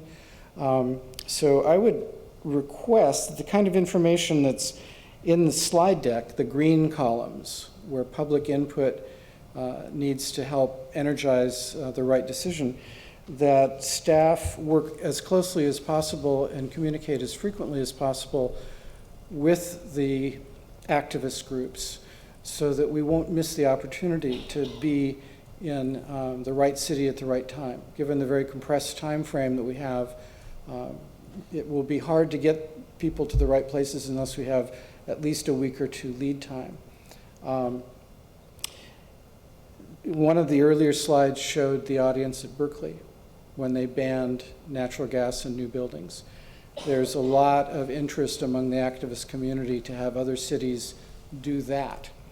And my understanding is that what Berkeley did is completely outside of the REACH code. It was using what are called the police powers of a city. And I don't know if only charter cities have those police powers or if general law cities also can do that. But that may be one solution for Los Gatos, where the town probably doesn't have the time or the leadership right now to get the REACH code adopted. But it could do what Berkeley has done. And to have a small town follow that lead, I think would be a tremendous step forward for the West Valley.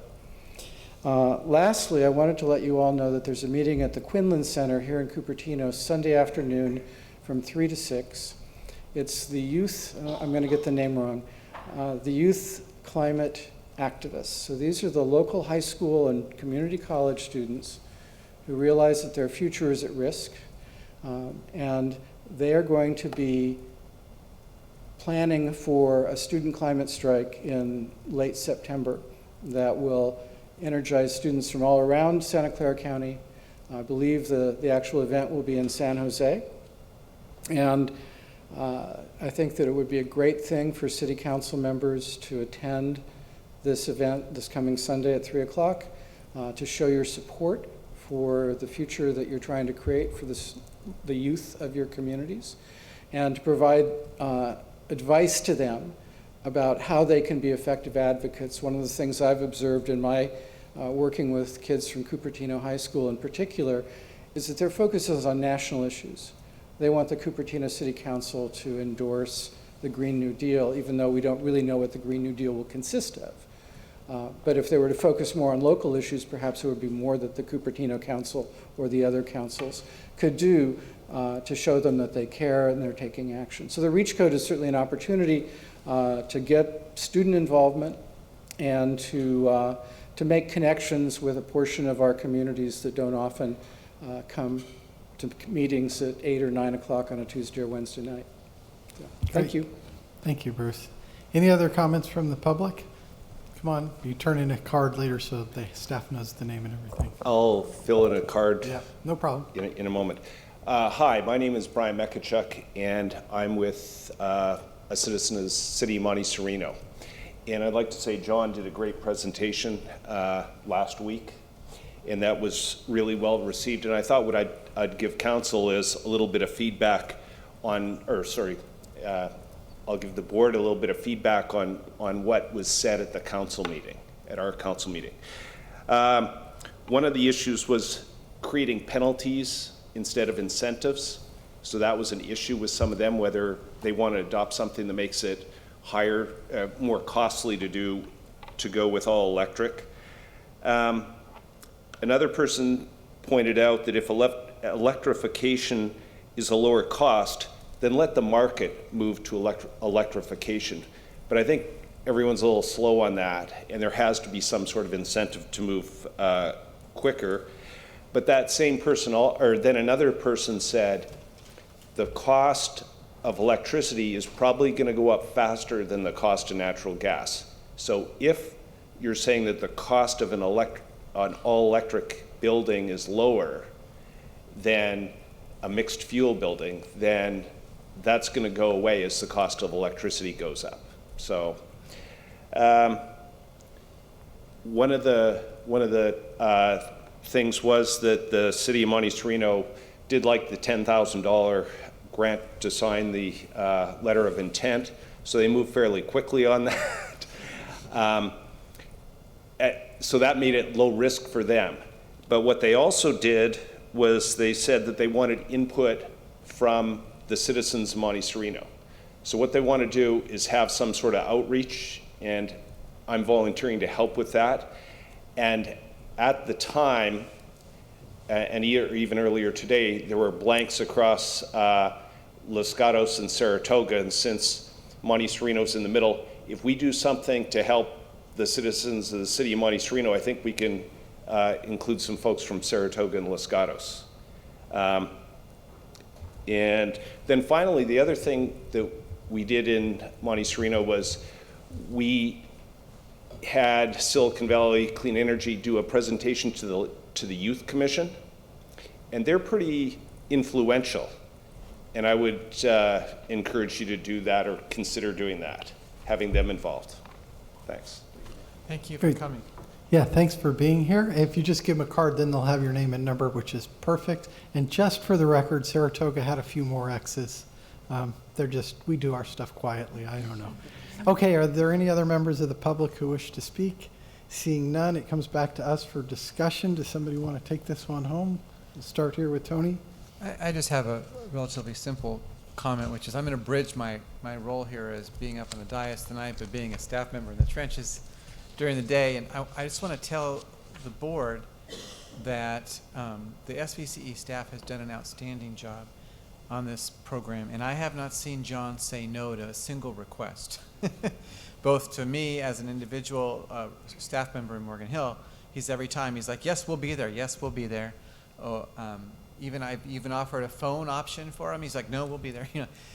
As well as at bigger meetings with other cities, he has just continually stressed that both SVCE staff as well as the consultants are available to come every time. So we now, if I can step back behind the dais, are doing a great job of serving our communities. Excellent.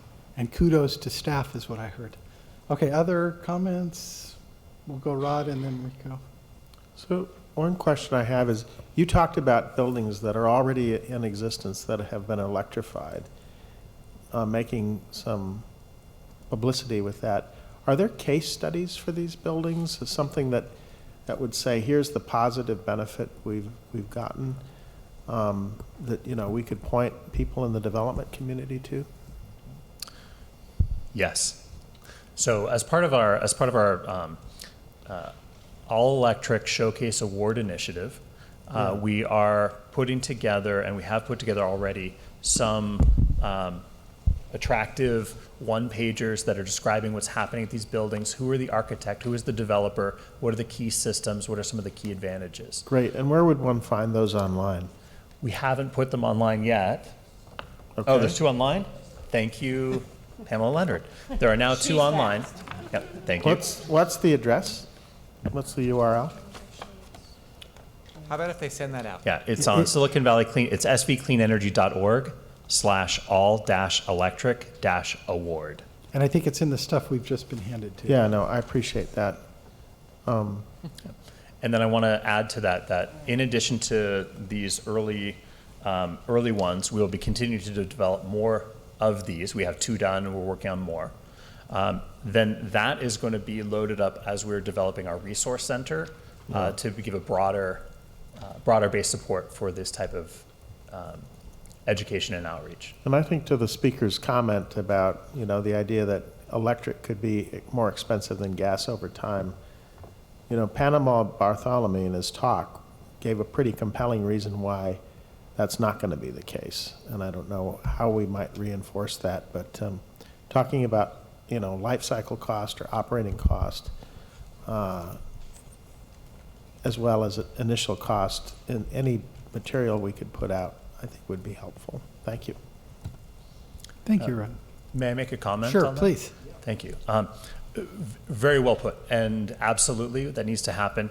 I think one of the things that we're coming across as we engage more and more on this is that there's a bit of an asymmetry between electric and gas. We can do the comparisons on a cost-by-cost basis, but there are some strict benefits that are on the electric side that simply are not going to be quantified in the same way.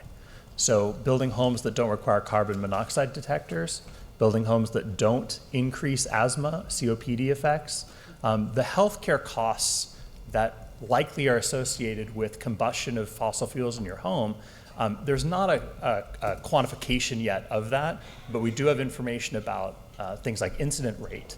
And so I agree that we absolutely want to make sure that we have apples to apples comparison, but there's a future that all electric can take us to that gas just in its current incarnation can't. And so I think it's going to be incumbent upon all of us to figure out a way to thread that bit into it as well. Okay, excellent. Next up is the city who was first in the county to adopt REACH codes in the 80s, Los Gatos, adopted REACH codes for solar hot water plumbing. You required houses be pre-plumbed. My council's for leadership has changed since the 80s. I just wanted to remind you that you were the Please first in the remind that to county. many other people. I do want to clarify, SVCE staff has been incredible in responding to the requests that we have had.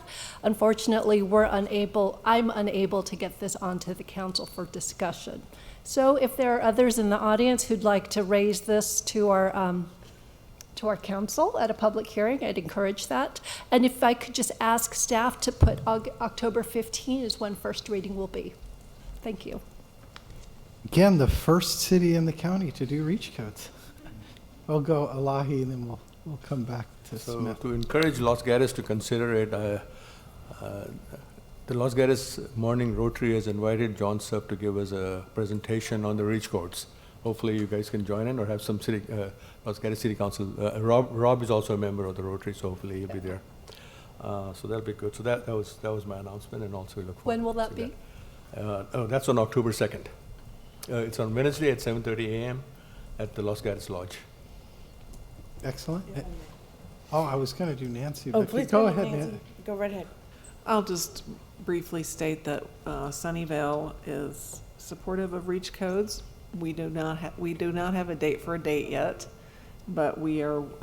It's first and foremost in some of the work we're doing. But I'm afraid Mountain View might lap us on this one. Oh, that'll be very rare. I know, but what are you going to do? All right. Thanks. Excellent. I was going to let it slide, but while I was out of town, I believe one of the committees, the Environmental Design Committee in Los Altos Hills, met and has formalized its recommendation. So I do expect this to make it to the council at some point.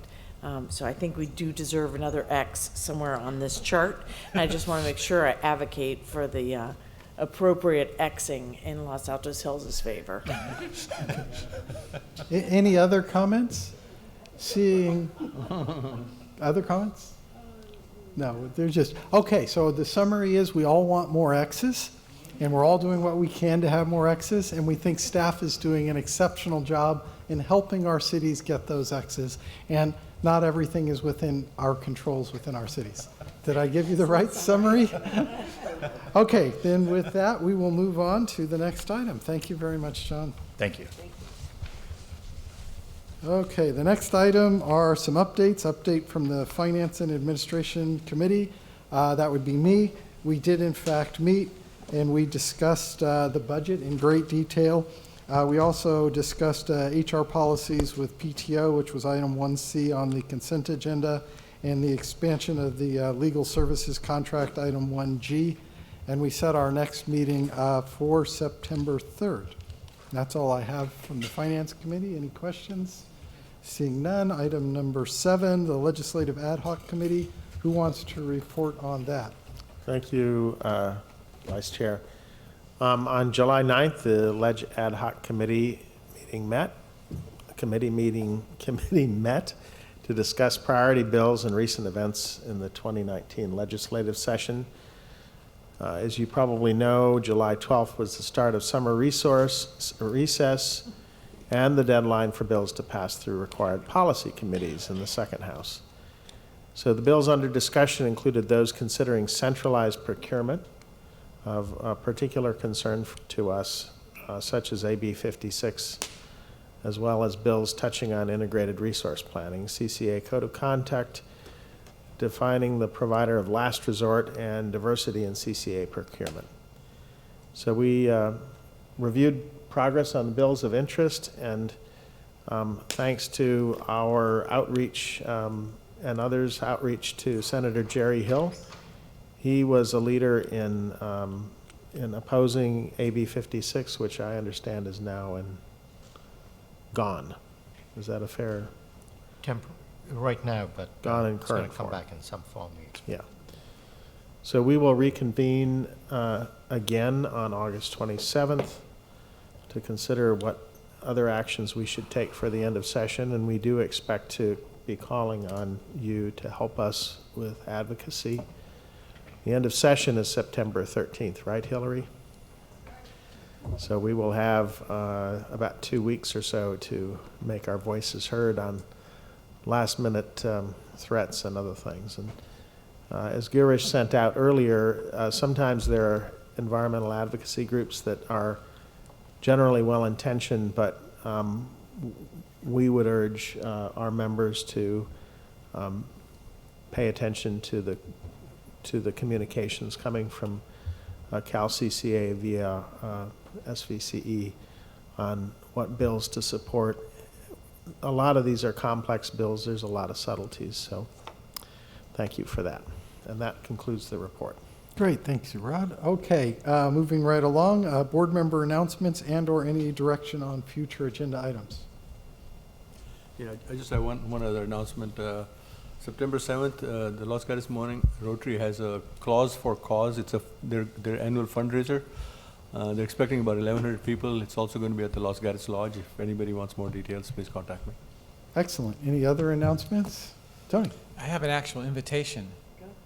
And I invite all of us to experiment with, if you don't already have one, with an induction cooktop. They are amazingly inexpensive. Assuming you don't already have a full induction cooktop at your house, as I don't. I have a gas stove, like most of us. But I went to Amazon.com and bought one, and now I get to sometimes cook with induction. And I think it's part of being in an all-electric home is using an induction cooktop, and It's a nice experience. It keeps us from burning natural gas in our kitchen where we're actually in close contact with the fumes. So I invite you all to do it as a way of kind of, it's a low-cost way of walking our talk. So what night are you inviting us over for dinner? I'm a no seafood person. No, I'm joking. I want to follow up with that though, because I went to the discussion Panama made. I can't remember his last name. You mentioned Bartholomew. And during the discussion was furiously texting my husband, "Oh my God, get rid of that stove. We need an induction right away." The bummer is, I honestly went home and made some calls, and I have a very large 8-burner, currently 6 burners with a griddle. Which and shocks us all, by the way. They don't make inductions big enough yet. So we need to. You can get 2 or 3. I'm making a big point here that we need to perhaps inspire some of the larger kitchen formats to also consider what that might look like. Your reach code is going to do that. Yeah, well, I need a manufacturer to come on board that can fill the space. Part of the changing the world is being first and creating demand, and that's what we're doing. Any other announcements? Go ahead, Nancy. All this talk of food and cooking, and I don't know. Well, Sunnyvale cooked up something nice yesterday. And by the way, I cook daily on an induction stove. Good job. So every single day, and it works if you are old school. Iron skillets work great. So get out your Lodge cookware; it works fine. So okay. So I am happy to announce that yesterday the Sunnyvale City Council approved our Climate Action Plan 2.0. We some of the highlights are that we set it up as a playbook. So we have strategies, plays, and moves, and the idea is that the strategies will stick around a long time, but the plays and the moves will change as the situations change. So I'll just go over really briefly. Strategy number 1 is promoting clean energy, and our target is 100% by 2030, which we have achieved already, so yay. So 100% clean energy. Well, that was an ambitious goal. So we are yeah, I know, it's like It's a tough ground. But we also added, with help and input from Silicon Valley Clean Energy, we added increased distributed electrical storage to our plan. So that would be 2% by 2030 and 5% by 2050. And I won't go through all of these, but I want to hit the top 3 at least. Our second strategy is decarbonizing buildings. And we have, I think it looks like 3 plays for decarbonizing buildings. So that's fabulous news. And you will send all of us the URL so we can see all this I in will detail, absolutely right? do that to the final version. And we did great. And our third strategy is decarbonizing transportation and sustainable land use. That's harder. So EVs, falls into that. And excellent. And then strategy 4 is managing resources sustainably. So that would be things like zero waste and resiliency of various kinds, and awareness of sustainable goods and services. 5 is empowering our community, and 6 is adapting to changing climate. So I'm happy. I will, through the staff, I will send a link to the final version when it's released. It would be very helpful. I heard rumor that not every city has a climate action plan yet. Ours was years in the making, cast of thousands, and seriously, we really took it seriously and got a lot of community input, and it's And we will steal any good idea that fits our city. We will be glad to be copied. Okay, are there any other announcements? And with that, we're adjourned so we can run to the door. Hallelujah.